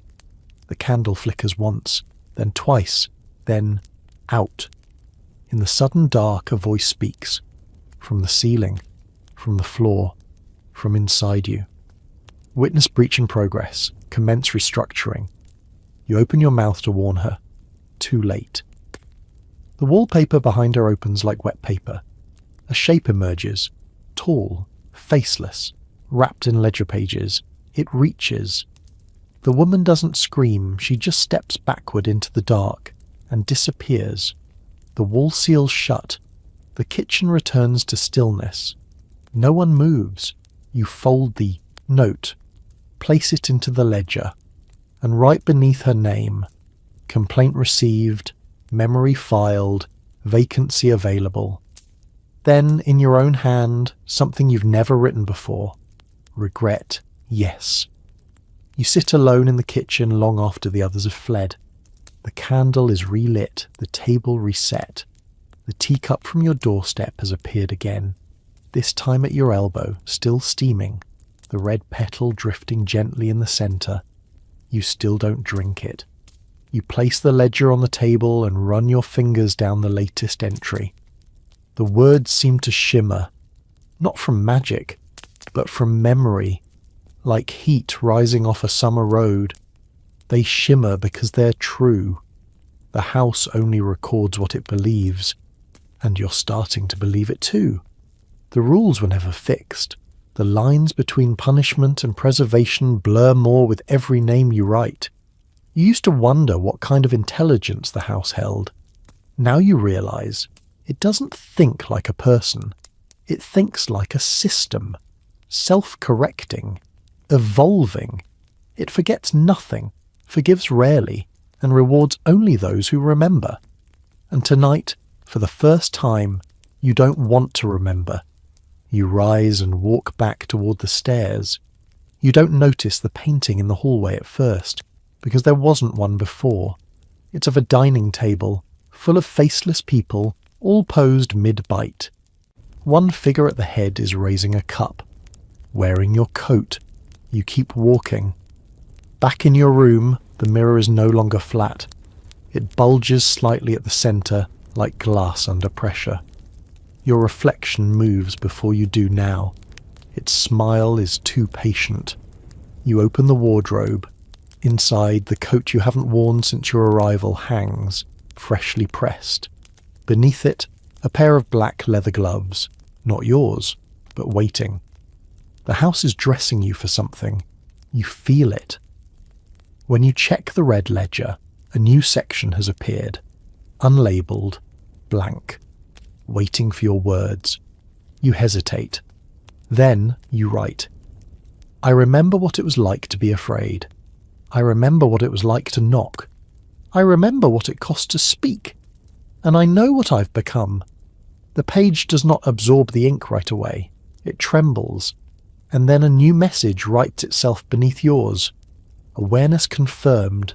Role stabilized. Voice integrated. You snap the ledger shut. Then stare at the mirror.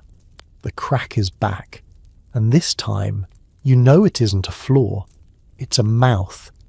The voice that emerges from it is yours, a perfect replica. But the words it speaks are not. Tomorrow room 2 will disappear. Prepare the replacement. You don't argue, you don't resist. But deep in your chest something folds inward. Some part of you that once hoped for escape, or at least for sleep. You lie down without changing. You dream of red paper and numbered keys. You dream of floors rearranging themselves, and you dream of knocking on your own door, asking to be let out.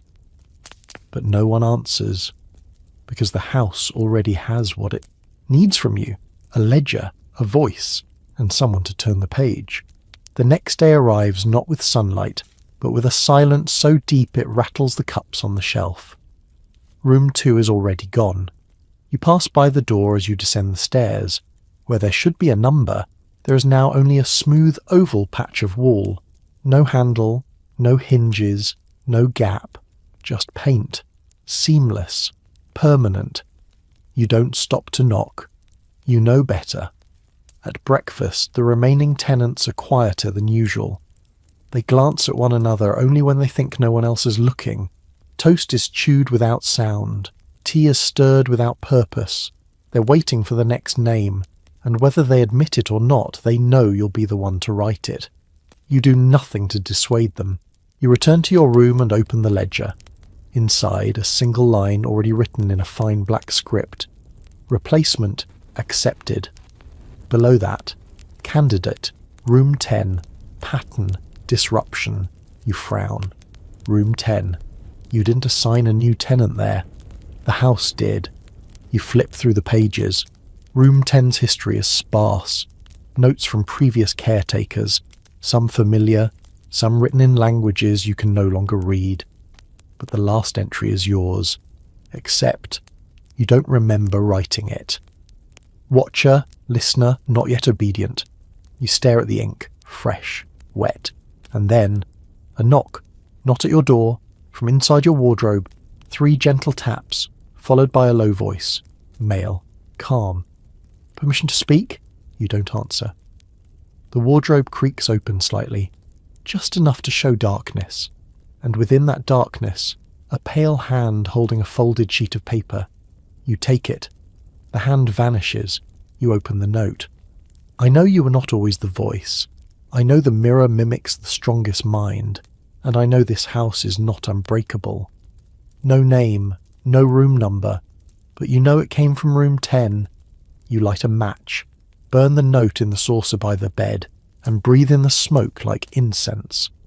The house doesn't respond, not right away.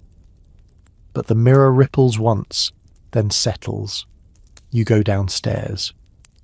Room 10 is at the far end of the second hallway, past the cracked window and the stair that always groans one step too late. You knock. 2 taps. Pause. 1 more.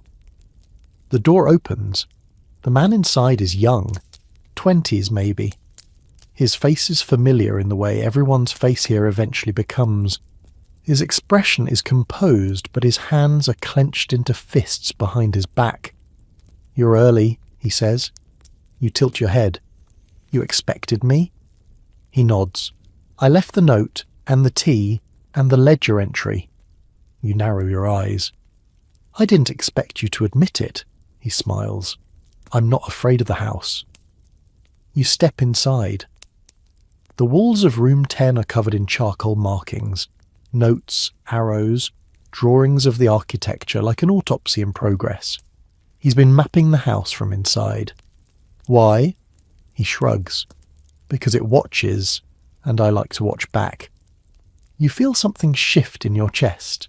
This isn't defiance, it's curiosity, and the house doesn't know what to do with that. Not yet.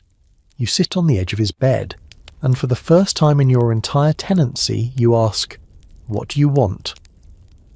The man from room 10 studies you for a long moment before answering. His gaze doesn't flicker, doesn't defer. He's not frightened of you.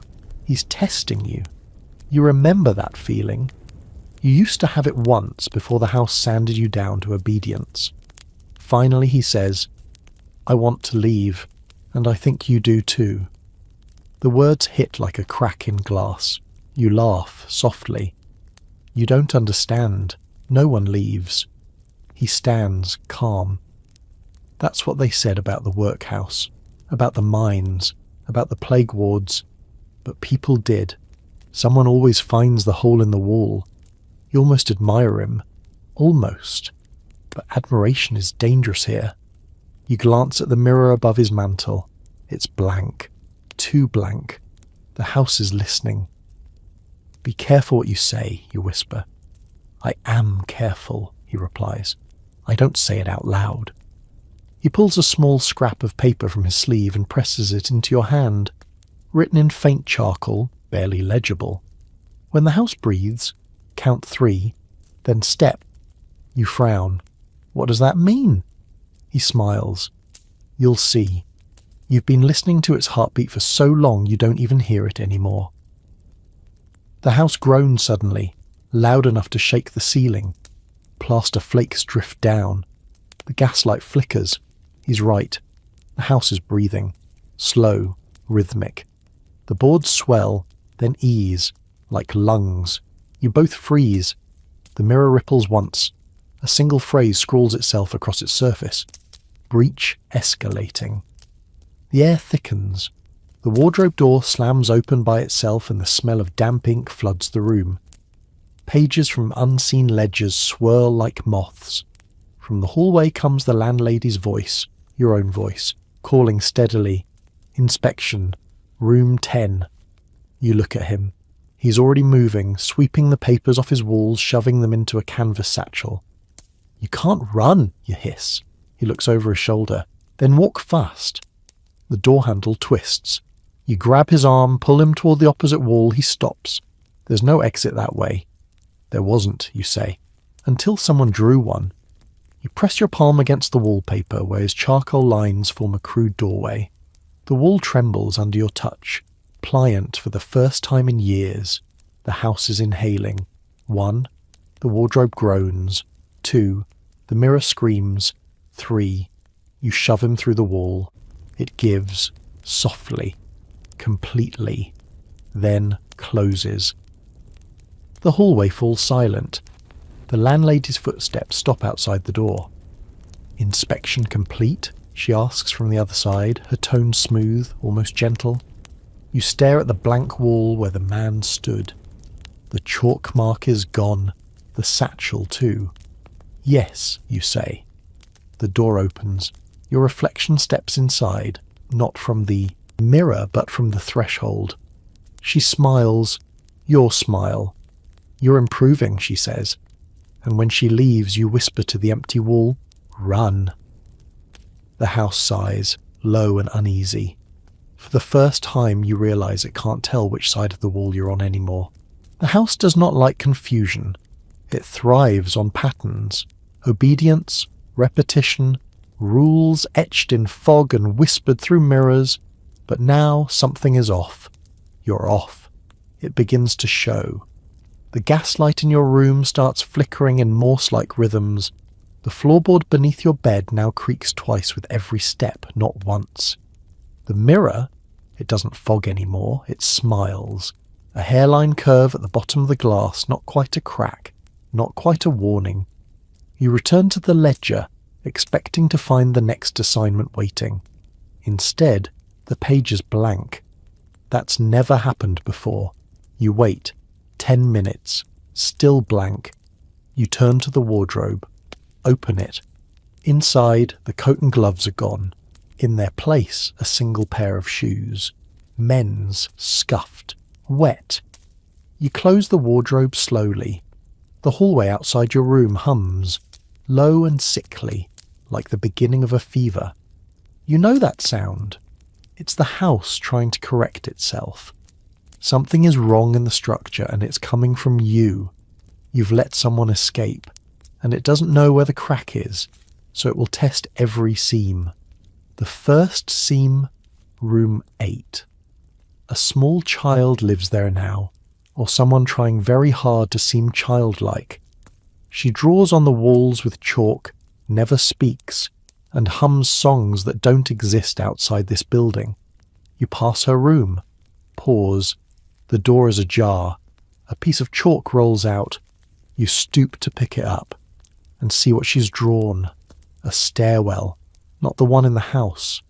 A spiral staircase made of keys, each one different, each one numbered. Your fingers tremble. She hums behind the door, then says, clear as a bell, "You used to climb those too." You don't respond. You walk on. The second seam, room 9. It's empty, always has been. But today the door is open. You step inside. The room is dark, windowless, the air thick as syrup. On the floor, a row of chairs, all facing a blank wall. You know this room. It wasn't here before. It's from the dream, the upside-down house, the labelled rooms. This one was called Memory. Each chair has something on it. A coin, a glove, a teacup, a ledger page, a mirror shard, and on the last chair a note. Choose one, lose one. You understand now.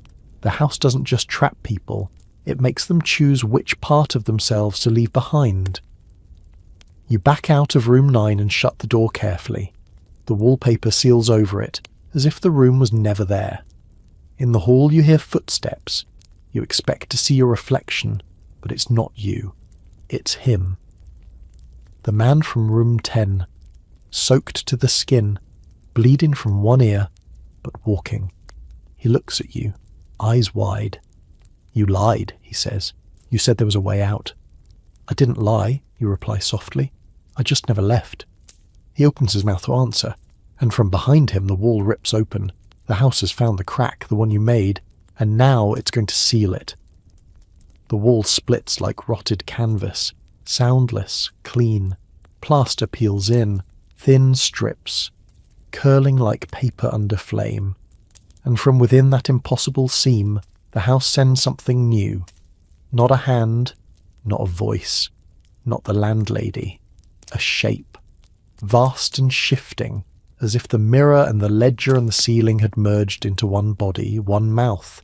A thing made of records, stitched from rent slips, refusal letters, chalk marks, ledger lines and gaslight reflections. And at the centre of it, pulsing, is a red dot. Alone. The 5th. The you. The man from room 10 doesn't run. He looks at you, quietly, like he expected this. "I saw this in the Stairs of Keys," he whispers. "I knew the house would call it back." The shadow of the house reaches for him. You step forward before you realise what you're doing. Your hand extends between them. "Take me," you say. The shape pauses. The house hesitates. The mirror in room 9 fogs instantly, though no one's inside. Then, your own voice, sharp and cold, emerges from the walls. "Invalid offer. Role already occupied. Damage must be balanced." The shape shifts, begins splitting. One half for you, one half for him. This is the price. Not for breaking a rule, but for breaking symmetry, because now the house doesn't know who the voice belongs to anymore. The man grips your wrist. "There's still time," he says. "The rules are mirrors. What they show isn't always what they mean." You stare at him, unsure whether he's saving you or dooming you. But he's right about one thing. Everything in this house has been about mirrors. You turn to the nearest one. It's just glass. This time, truly, just glass. No face, no fog, no message. You pick up the shard from room 9, wrap it in your sleeve and slam it against the mirror on the wall. The mirror shatters. The walls scream. Not aloud, but through every room. The lights go out. The floors tremble. The mirror network, the house's nervous system, is bleeding. You grab the man's arm, pull him, run. The house begins to collapse in its own way, not physically. No, more cruel. It begins to erase. Room numbers fade. Floorboards vanish under your feet mid-step. Hallways elongate. Doors multiply, spin, blur. The house is rewriting itself as fast as it can, trying to lose you inside its own memory. You shout over the roar of silence. Count 3, then step. The man nods. You both stop. Breathe. 1. The floor hums. 2. The wallpaper cracks. 3. You step and fall through the wall like stepping through paper. You land in a crawl space. Dust, pipes, dead air. And at the far end, a ladder. Old iron, set into stone. Going up. You climb. You don't look back. At the top is a trapdoor. You push it open, and for the first time in longer than you remember, the air is clean. Night wind, rooftops, the stars, the real stars. You climb onto the tiles, panting, broken, awake. The man follows. You both lie there, flat against the slanted roof, lungs heaving. He turns to you, breathless. You got out. You stare up at the sky. "No," you whisper, "I got the house to forget." You lie on the roof, blinking up at the stars like it's your first night under them. Maybe it is. The tiles beneath you are cold and slick with soot, but they don't breathe, they don't whisper, they don't watch. Just dead stone, baked in 1,000 London days and rained on through 1,000 nights. The man beside you is silent for once. You both listen, not for voices in the walls, but for their absence. And then a door slams far below. A scream rises, not of pain, of eviction. You both sit up at once. Below, on the cobbled street, the house's front door has burst open. Its hinges shriek as it exhales. Not smoke, not fire, but belongings. A trunk, a tea tin, a stack of letters tied with string, a worn glove, a toothbrush, all flung onto the street like discarded groceries. Then a final sound. Something soft. A blanket. A bundle. You know what it is before you look. An evicted tenant. You can't see the face from this height, but you recognize the posture. Curled, shivering, clutching nothing. The house has made its decision. You look at the man beside you. He's already standing. "Who was it?" he says. You already know. Room 11. The woman who never spoke, who only blinked twice when spoken to. The one who embroidered words into pillowcases and left them under other doors. She knew something, and she never asked permission to share it. Now the house has removed her. Not taken, just rejected. The worst punishment of all, because once it rejects you, the world outside doesn't know you were ever inside. You start to climb down the fire escape. The man follows. Halfway down, you stop, because the fog is returning. Thick, slow, intentional, not weather, memory. You reach the bottom. The bundle of belongings is still there, but the tenant is gone. Just gone. No sound, no mark. The man steps forward, lifting a pillow from the heap. Embroidered into the seam. She's listening to you now. You turn back toward the building. It looks the same, but it isn't. The windows don't line up. The number above the door is gone, and where once there were gas lamps, now hang strange paper lanterns, burning not with fire, but with a soft white glow that pulses faintly in sync with your own breath. The house has changed, not in form, in function. You didn't destroy it. You woke it. You feel it deep in your chest. A rhythm, a call. The house isn't angry, it's curious. You tried to run. It's wondering what you'll do next. The man looks at you. We can leave, right now. You want to believe him, but your fingers are already tracing a pattern on the brick wall behind you. A triangle, then a dot, then a second. It forms on instinct, on memory, because deep inside, you know, even if you walk away, the house has already moved in with you. You try to sleep, tucked in a corner of an alley 2 streets over, using your coat as a blanket and the man's silence as company. He hasn't spoken since you left the house behind. Maybe he thinks you're safe now. Maybe he wants to believe you both are, but you know better, because the fog followed you. It didn't roll in like weather. It crawled, low to the ground, thick around your ankles, pooling in doorways, curling around windows like fingers, and you feel it breathing. You close your eyes anyway, pretend, for a while. But the dream still comes. You're back in the house, only now it's taller, endless. Each floor repeating the last but slightly off. A stair that squeaks when it didn't before. A door that opens inward instead of out. A mirror that shows the wrong expression.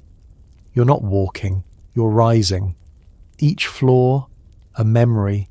Your mother's voice calling you for tea. The day you first arrived in London.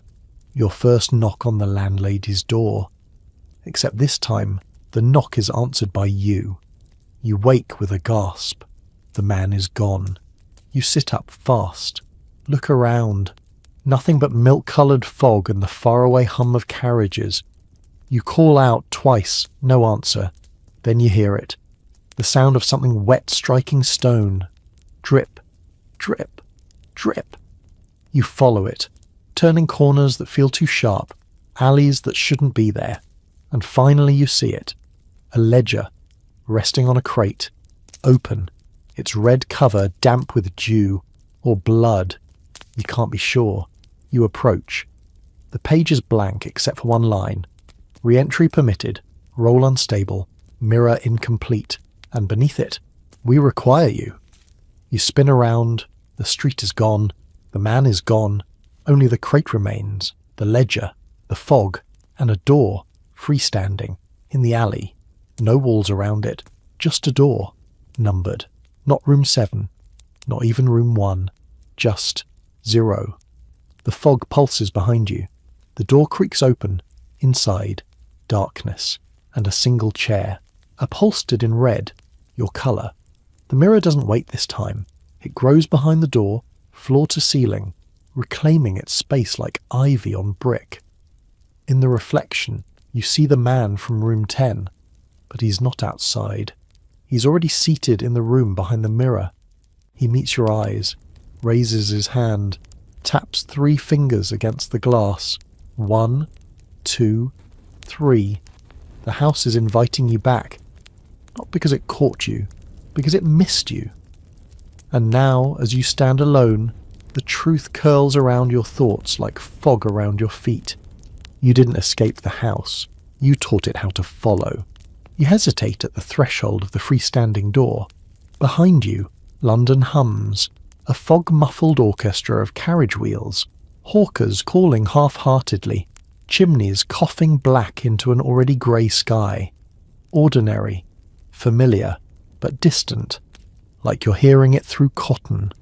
In front of you, nothing but that red chair, the mirror, and the silence of an invitation. The door doesn't close. It doesn't need to. It waits. Your fingers brush the frame, and the air shifts, not colder, sharper. Like memory turning brittle in your hands. You step through, no sound, no falling sensation, just arrival. You're back in the house, but it's not the house. Not entirely. The walls are the same wallpaper pattern, same boards underfoot, same dusty brass sconces.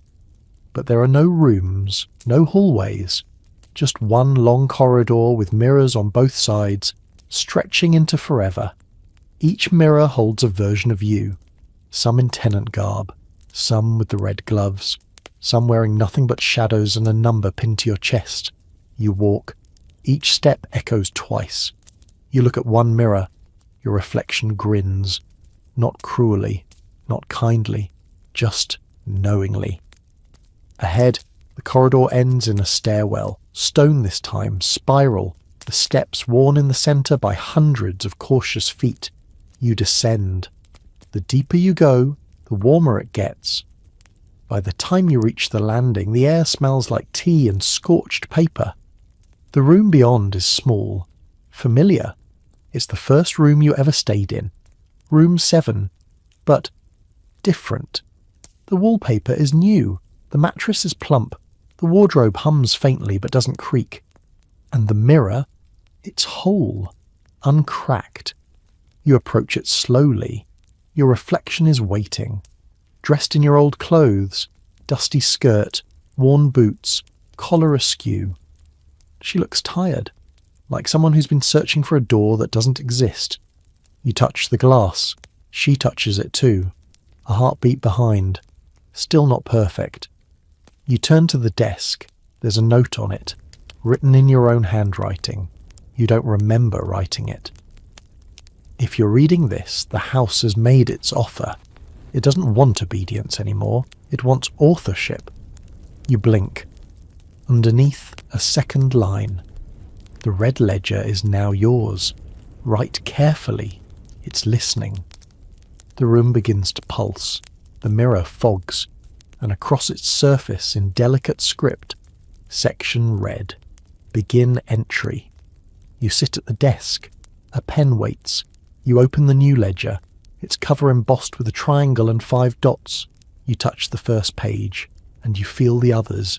Every tenant, every watcher, every voice, all humming beneath the paper. You think about the man from room 10. You think about the girl with the chalk. You think about her, the version of you that never left.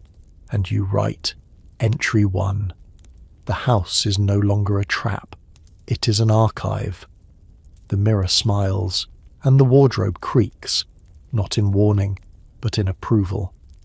You stay in room 7 for what feels like hours, though time in the house has always been more of a suggestion than a law. The air is still. The light from the gas sconce flickers gently, rhythmic, as if breathing alongside you. Not hostile, not cold, just aware. You finish your first page in the red ledger and close it softly. The cover is warm to the touch, as though it remembers being held. From across the room, the mirror hums. A new word appears, scrawled in reverse across the glass. More. You sigh, not with exhaustion, but with understanding. The house doesn't need watchers anymore. It needs witnesses. And more importantly, it needs storytellers. You open the wardrobe. Inside, the familiar coat hangs again. Long charcoal grey. Pockets lined with items you haven't carried in years. A stub of chalk. A torn page from the first ledger. A key without a number. Beneath the coat lies something new. A small box. Inside, a brass token engraved on both sides. One reads, Tenant, the other, Keeper. You pocket it without hesitation.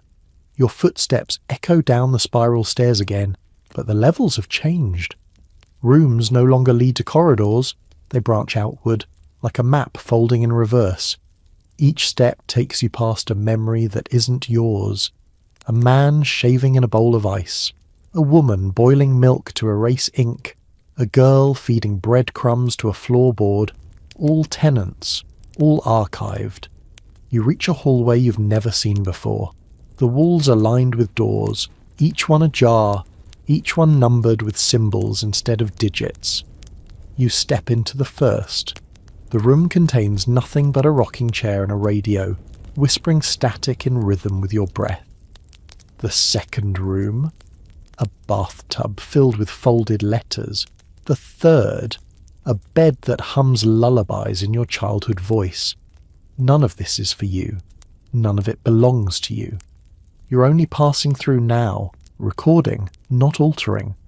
You jot each scene in the ledger, short entries, quick impressions. The more you write, the lighter your steps feel. You reach the end of the hall. There's one last door, unlabelled. When you enter, you recognise it instantly. The tea room. But instead of rows of tenants, it's full of mirrors. Dozens, lined up on the tables like teacups, all facing the centre, and in the centre, a chair, red velvet, empty, until you sit in it. And then, without movement, the mirrors begin to show your face. Not just now, all your faces. The hesitant tenant, the red-gloved watcher, the dreamer who almost escaped, the writer, the woman who taught the house how to change. You don't flinch, you smile. Because finally it's clear. The house never needed obedience, it needed memory. And you've become its librarian. Somewhere, deep in the foundations, a voice whispers, not from behind the walls, but from inside your spine. The fifth is awake. The house has softened, not in form, but in tone. Where once it bristled at touch, punished curiosity and hissed secrets through the walls, now it listens. Or rather, you listen, and it echoes back. You test this the next morning, if it is morning at all. The light in the corridor flickers to a gentle grey, as if mimicking dawn out of politeness. You speak aloud. Show me her room. No name, no number. But the house understands. The wallpaper shifts. A door appears precisely where the corridor had just ended. It's narrow, blue, unassuming. You step inside, and there it is. The room of the girl with the chalk.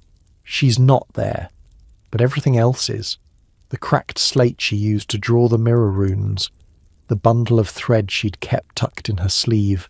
The scratched symbols on the inside of the bed frame. One for each tenant she'd warned. You touch one of the marks. It vibrates softly, as if recognizing you. You sit on the edge of her bed, pull out your ledger, and write her name, or what you think it might have been. Chalk Girl. The moment you finish the last stroke, the room brightens. Her story is safe now, and so the room lets go. The chalk marks dissolve. The slate splits in two cleanly. The bed sighs. The house doesn't hoard anymore. It remembers through you. You return to the corridor. Another door forms. This one red, tall, heavy. You open it expecting another memory, but instead you find something else. A hallway lined with ledgers. Not yours. Thousands of them. Spines labelled with strange codes. Years. Names. Symbols you can't decipher yet. The air buzzes with recognition. This isn't the archive. It's the registry. Every tenant. Every watcher. Every room. Every role. You run your hand across a nearby shelf. Pull a volume at random. It hums against your palm. You open it. The pages are blank. Then slowly they begin to fill. Ink crawling across them like frost. Not words. Images. You. Alone in room 7. Then again, red-gloved, walking the stairwell. Then again, scribbling in the ledger. watched by mirrors. You flip forward, more scenes, ones you haven't lived yet. You close the book quickly.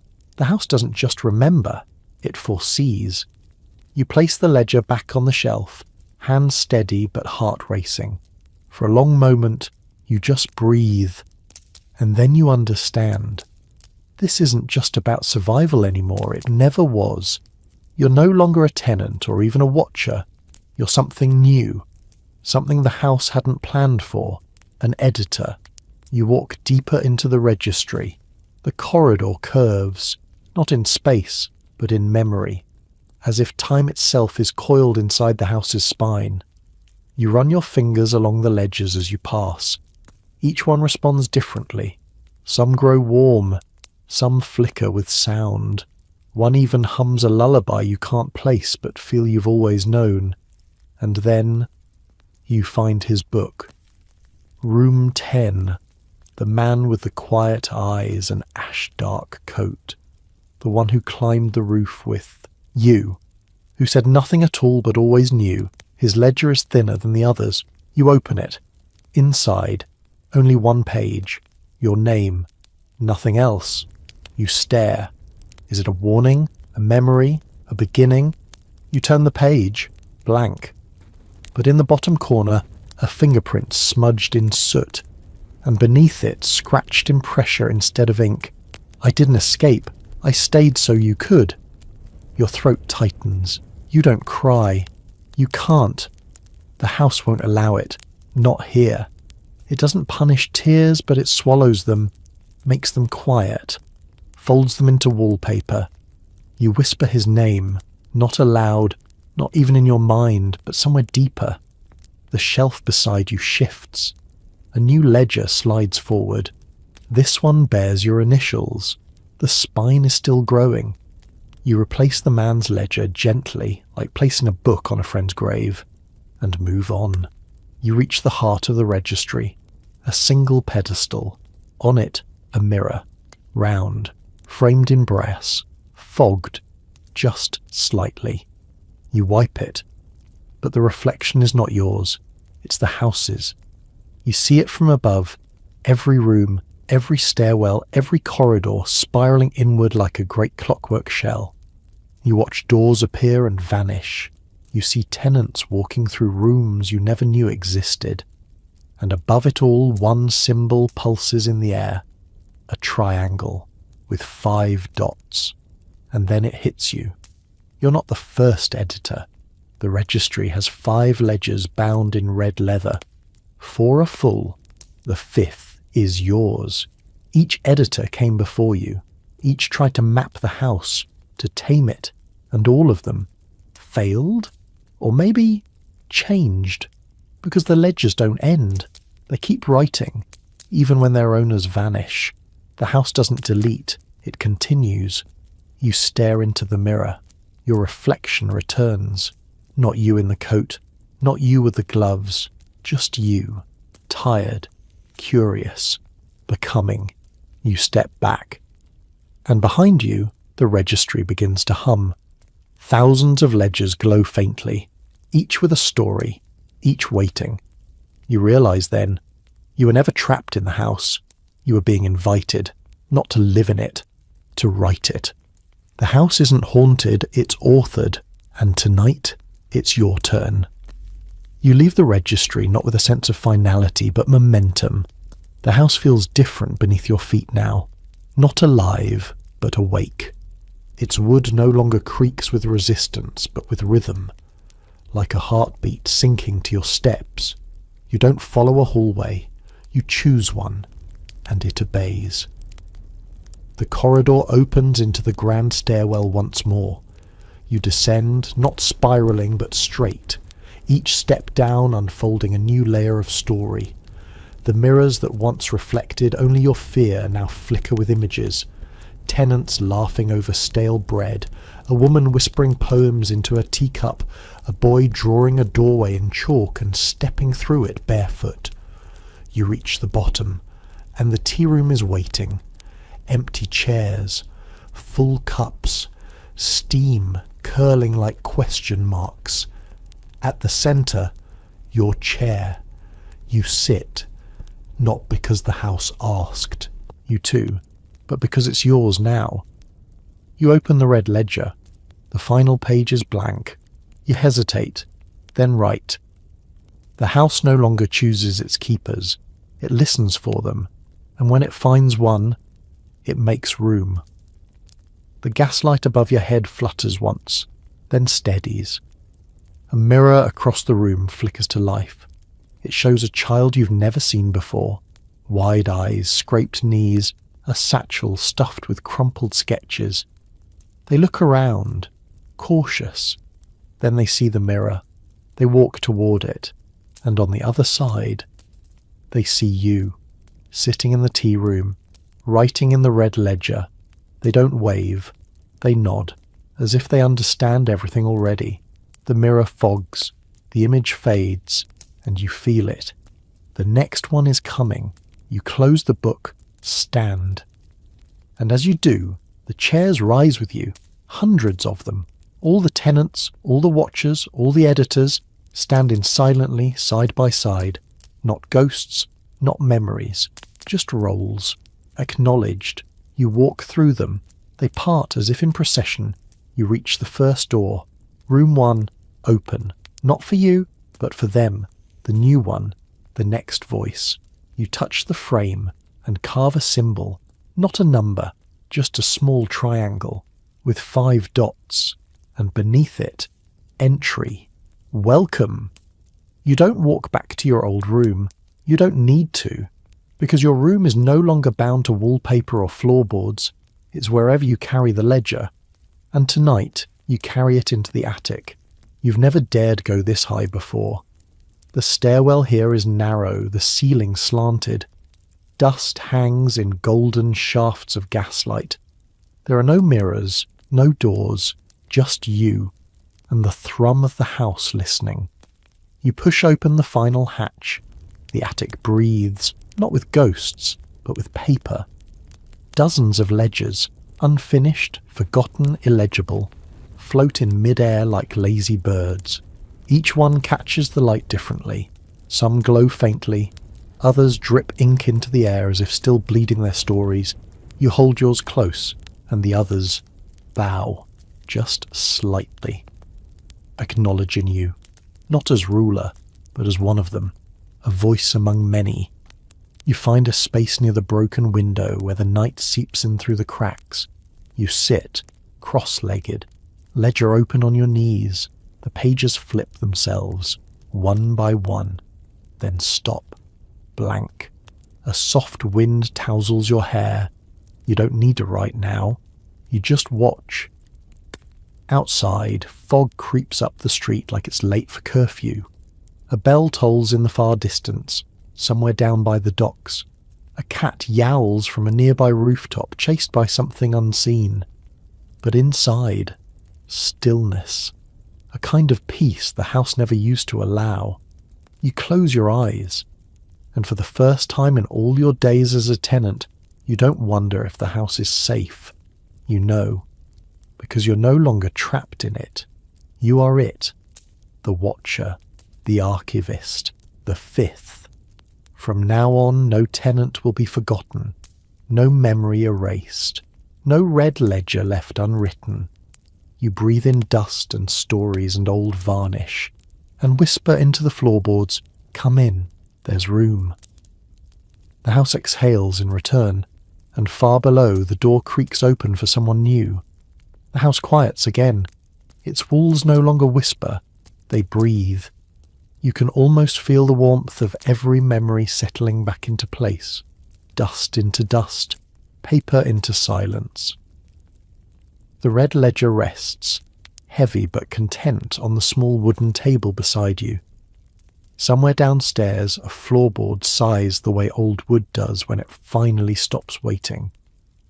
You sit by the window and let the fog outside thicken until it softens everything. The gaslight, the rooftops, even your thoughts. The house has its rhythm now, steady and calm, no longer hungry. You listen to it the way one might listen to a sleeping creature. Not afraid, not alert, simply aware. It's strange, isn't it? how something so cold and stern could learn peace. But that's how stories work. They begin with fear and end in remembering. Every creak, every shadow, every rule whispered through the walls was just a way of teaching you to listen, to see what was always there. You close the ledger one final time. The spine hums softly under your palm as if thanking you. Outside, dawn slips quietly through the fog, turning it from grey to silver. A new day begins, another tenant story waiting to be written, another breath in the endless rhythm of this strange, gentle house. You lean back, listening to the heartbeat of the walls, slow and warm and human now. The mirrors are clear, the floors are still. Everything that needed to be said has been spoken, so rest easy. You've kept your promise. The house remembers, and so do you.